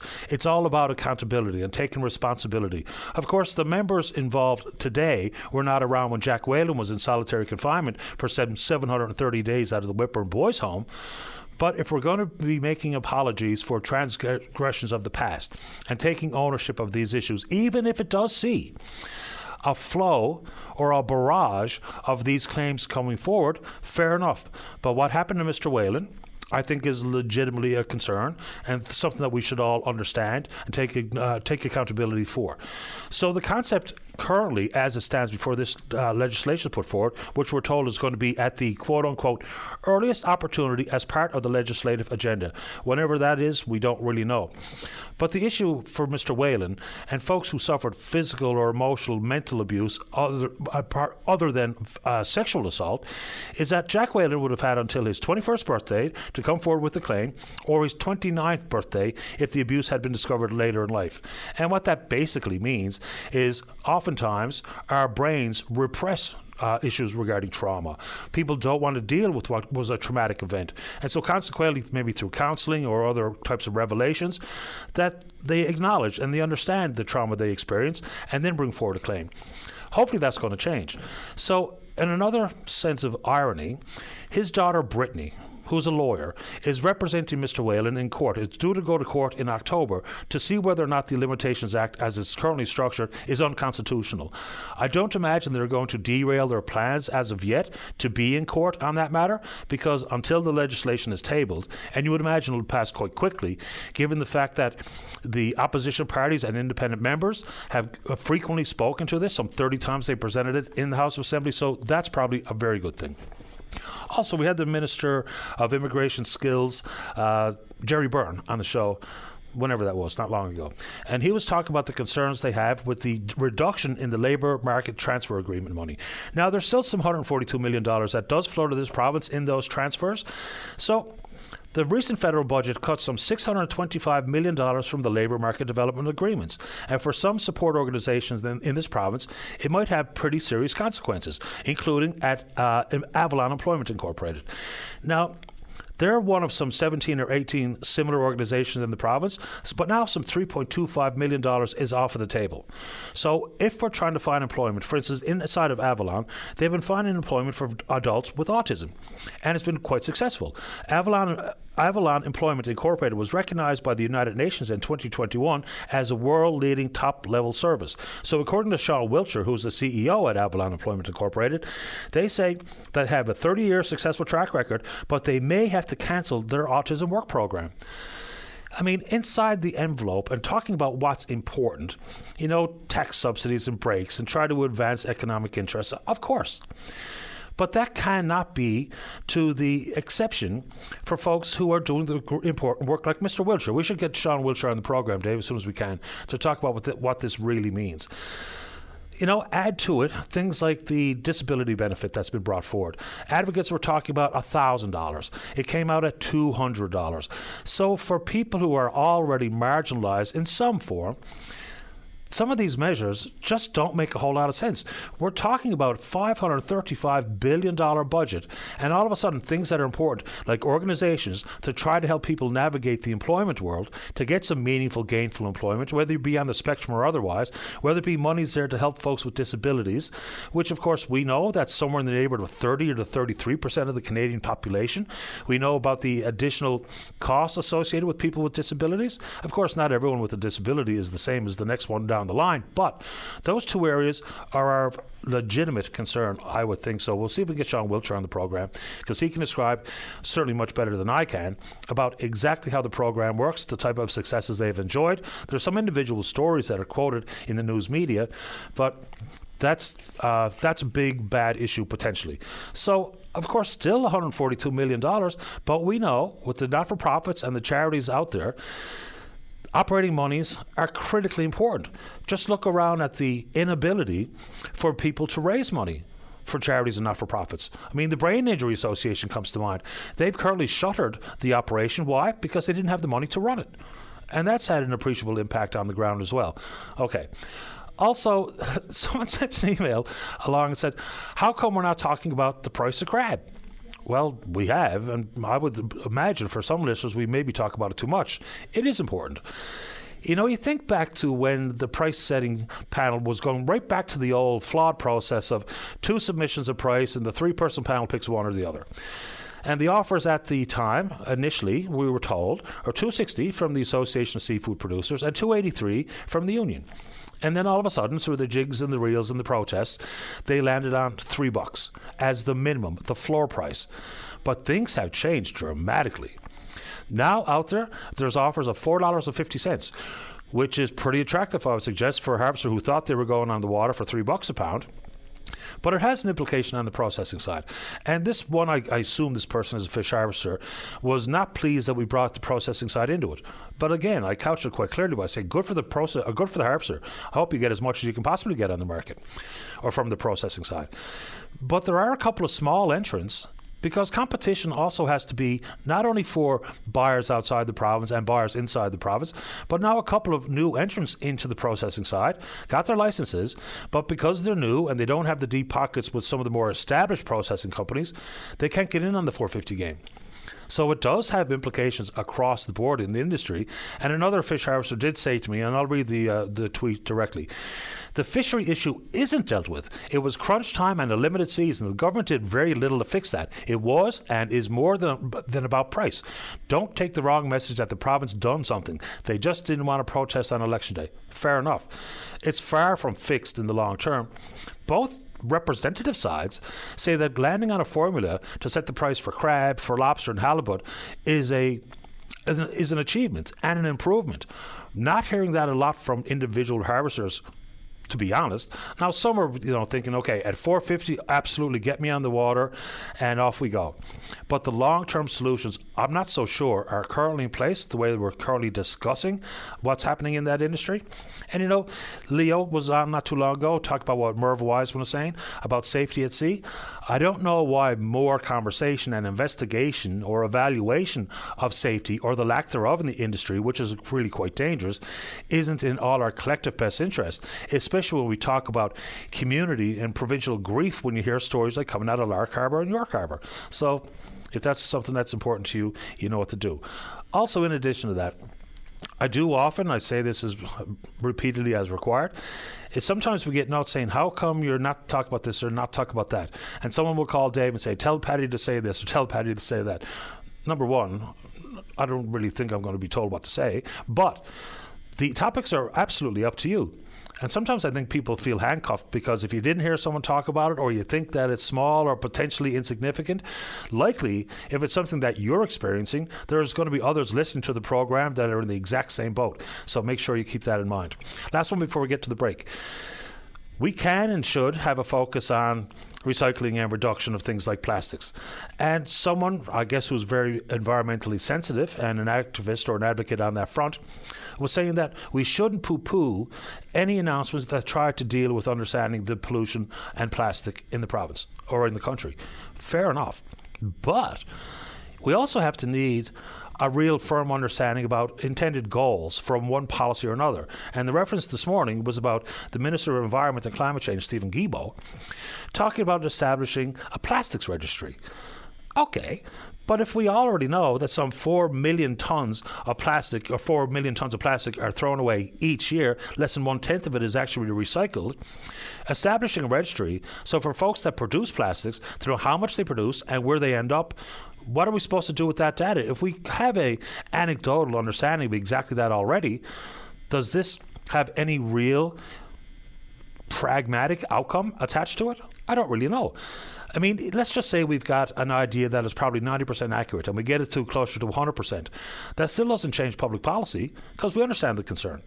There's too much plastic, and there's too much plastic ends up in landfills, too much plastic ends up in the oceans and waterways, and we know what the implications are there for microparticles or nanoparticles. It's part of the food chain. I think people get the concern, but what this registry will achieve, I'm not entirely sure. Final check on the Twitter for the morning. We're VOCM Openline. You know what to do. Email address is openline@vocm.com. Let's take our final break. Don't go away. Welcome back to the show. Let's go. Line number 1. Doc, you're on the air. Hi, Paddy. How are you this morning? Not too bad, I suppose. How about you? Yeah, pretty good, boy. I haven't talked to you in a little while. But here we go again today, hey? Let's go. Paddy, I want to go back in time a little bit and price of fuel, price of gas and oil here in Newfoundland, Labrador, and just a little bit of history on it. And I know you're familiar with it, but just for public interest, before we had the PUB, if you go back to the early 1900s, the price of gas and oil was totally out of control. Companies did what they wanted, charged what they wanted, when they wanted. And I helped establish a group at that time called the Consumer Group for Fair Gas Prices. And through a lot of public support, we got the government of, at the time, the Roger Grimes government, I believe, to set up the regulatory process that we now have. And a commissioner was appointed, George Saunders, out in Bishop Falls, and he, in charge of the commission, was charged with setting the price of fuel from then on in. So, and it worked. And rarely did we introduce, or they introduced, the interruption formula. So everything stabilized, and people knew where they stood, when the price was going to change, when it was going up or down, and it was out of the hands of the oil industry and out of the hands of the suppliers. So here we are now in 2024, and we have that being done by the Public Utilities Board. So the price will change tonight at 12:01. Now, it may change again on Saturday if they decide to use the interruption formula, as they've done in the past. And they've pretty well been willy-nilly on the use of that formula, and people have been really, really upset of it, and rightfully so, right across the province. So the current government, in its wisdom, decided that, okay, we're going to study, and we're going to have the Public Utilities Board do a study to ascertain whether or not the formula that they're using is correct, is relevant, and is operating the way that it should. Now, this will be, and I've talked about it to you before, that study, whenever it gets done, is now 2 years old. They've been at this for 2 years, I think, come June. So, again, I have to ask Minister Studley and the Premier of the province, Andrew Shurey, what the heck is going on with the Public Utilities Board? Is that study done?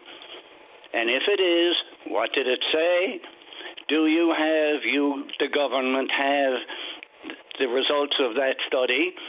And does it need to change because it's not being used or not being applied appropriately? So here we are today. I mean, how long does it take to study the way a price is set? Now, I've asked publicly a number of times of the minister, where is the study? And I think the last information we had was that it was going to be finished a few months ago and presented to government. And we haven't heard anything, and so now we're going tomorrow. We're going to change our prices again. We're all waiting to see where that will go. But again, you know, how long does it take to study something? 2 years is the last.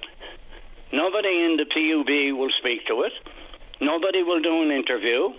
Nobody in government would dare suggest to the chair of the PUB, would you really talk to the public and let them know what's going on? Now, I mean, even Minister Studley said that we're going to get more information from the PUB about why prices have changed up or down, as opposed to the pretty vague news release that simply says, due to market conditions. And then sometimes heading into the summer or the winter, we talk about the additional expense. We're talking about additives for winter fuels, diesel in particular. But that's not really all that helpful. You know, what we need to know is, number one, there's never going to be a 100% firm understanding of the relationship of the price of a barrel of oil and a litre of gasoline, because there's all sorts of tangles with futures markets and speculation and all that kind of jazz. But what does the formula, and I don't anticipate I'm going to understand what the formula does necessarily, but it'd be nice to know how we use the formula compared to other jurisdictions, because we're very much not in lockstep with other even Atlantic provinces. So what do we use as the inputs? How do we apply them differently than other provinces? Because until people understand why, it all feels very arbitrary. You know, I understand winter additives for diesel fuel and that kind of stuff. I get it. And I have a base understanding of the relationship of the price between the price of a barrel of oil and a litre of gasoline. But it used to be Wednesday was the day. That's when we saw the change. Now the interruption formula seems to be the go-to mechanism, much more than I ever remember. So I'd like to know more as well, of course. Yeah, and, you know, I still get calls from people on a fairly regular basis asking me, I guess because of my past history, asking me, where's the price going?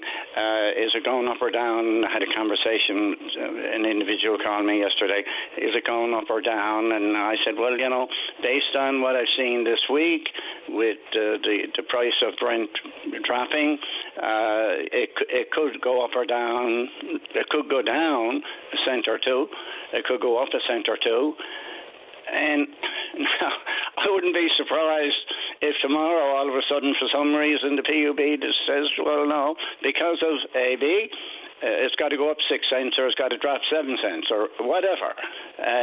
The thing with the old formula is it gave stability. We rarely, when I say we, I mean the commission under George Saunders, the Petroleum Commission, rarely did they surprise the heck out of people by giving a price at 12:01 on Thursday morning of fuel dropping 3 or 4 cents a litre, and then Friday all of a sudden dropping another 10 and leaving people out in the cold. So everything that you have described here this morning is what the Public Utilities Board was asked to study and to get back to the government, and I assume the government would get back to the public. None of that has happened. It's been 2 years. You know, my dirty mind would say, well, they found something, but they don't want to tell people. They don't want people to know how it is they establish the price weekly. And why is it that all of a sudden they use the interruption formula? Do we need the interruption formula? Do we need to change the formula, as you indicated, and go lock in step with whatever is being done in Prince Edward Island or New Brunswick or Nova Scotia? Yeah, I'm not 100% sure what we do with the information, but to understand, like for instance, I can go to Nova Scotia and look at the UARB and have a better understanding of how different prices are set there, but I don't really know how they're set here. So even if we are doing something different, it's going to be difficult for me potentially to understand if it's good or bad, but it'd be nice to know why we seem to be doing it differently. That's all. And if we're doing it differently, that leads to unnecessary fluctuations in price, then let's address it. Because the current PUB members or commissioners, they probably can't shoulder all the responsibility for whatever formula is in play anyway. So even if they found something that might be problematic, it's hard for them to possibly wear something that was implemented by someone else. So let's give them that piece of friendly advice. Don't worry about it. Disclose the information that you found, and then we'll take it from there. Yeah, and I mean, what is it about the PUB that they can't speak to the public, even at the request of government, which happened within the past year or so when the government asked the PUB to do a press conference, I think it was, publicly and explain what was going on.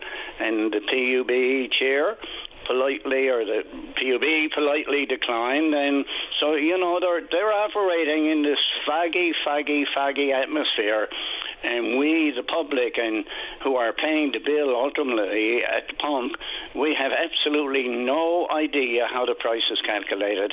They were charged to investigate it and or suggest changes. 2 years have passed. I mean, we could put a man on the moon or a woman on the moon quicker than that. So I don't know if I can find out what's going on, and maybe through conversation with you this morning, we will find out what the heck is going on, where that study is, what does it say, and is anything going to change? Would be nice to know. Doc, you've had the last word. Appreciate the time. Thank you, Paddy. You take care of yourself. You too. All the best. Okay, thanks. All right, Bye. bye. And some people say, well, let's do away with the PUB. I don't think that's a good idea either. I mean, you need a regulator. People will always question how independent one arm is or another. But imagine if we left insurance premium setting, or not insurance premium setting, cap on soft tissue injury decisions to government. Left the price of fuels up to government. The amount you have to charge to get in a cab up to government. That'd probably be a really bad idea. Anyway, good show today. Big thanks to all hands who support the program, and we will indeed pick up this conversation again tomorrow morning right here on VOCM and Big Land FM's Open Line. On behalf of the producer David Williams, I'm your host Paddy Daly. Have yourself a safe, fun, happy day. We'll talk in the morning. Bye-bye. Ryan Seacrest here. When you have a busy schedule, it's important to maximize your downtime. One of the best ways to do that is by going to ChumbaCasino.com. Chumba Casino has all your favorite social casino games like spin slots, bingo, and solitaire that you can play for free for a chance to redeem some serious prizes. So hop on to ChumbaCasino.com now and live the Chumba life. Sponsored by Chumba Casino.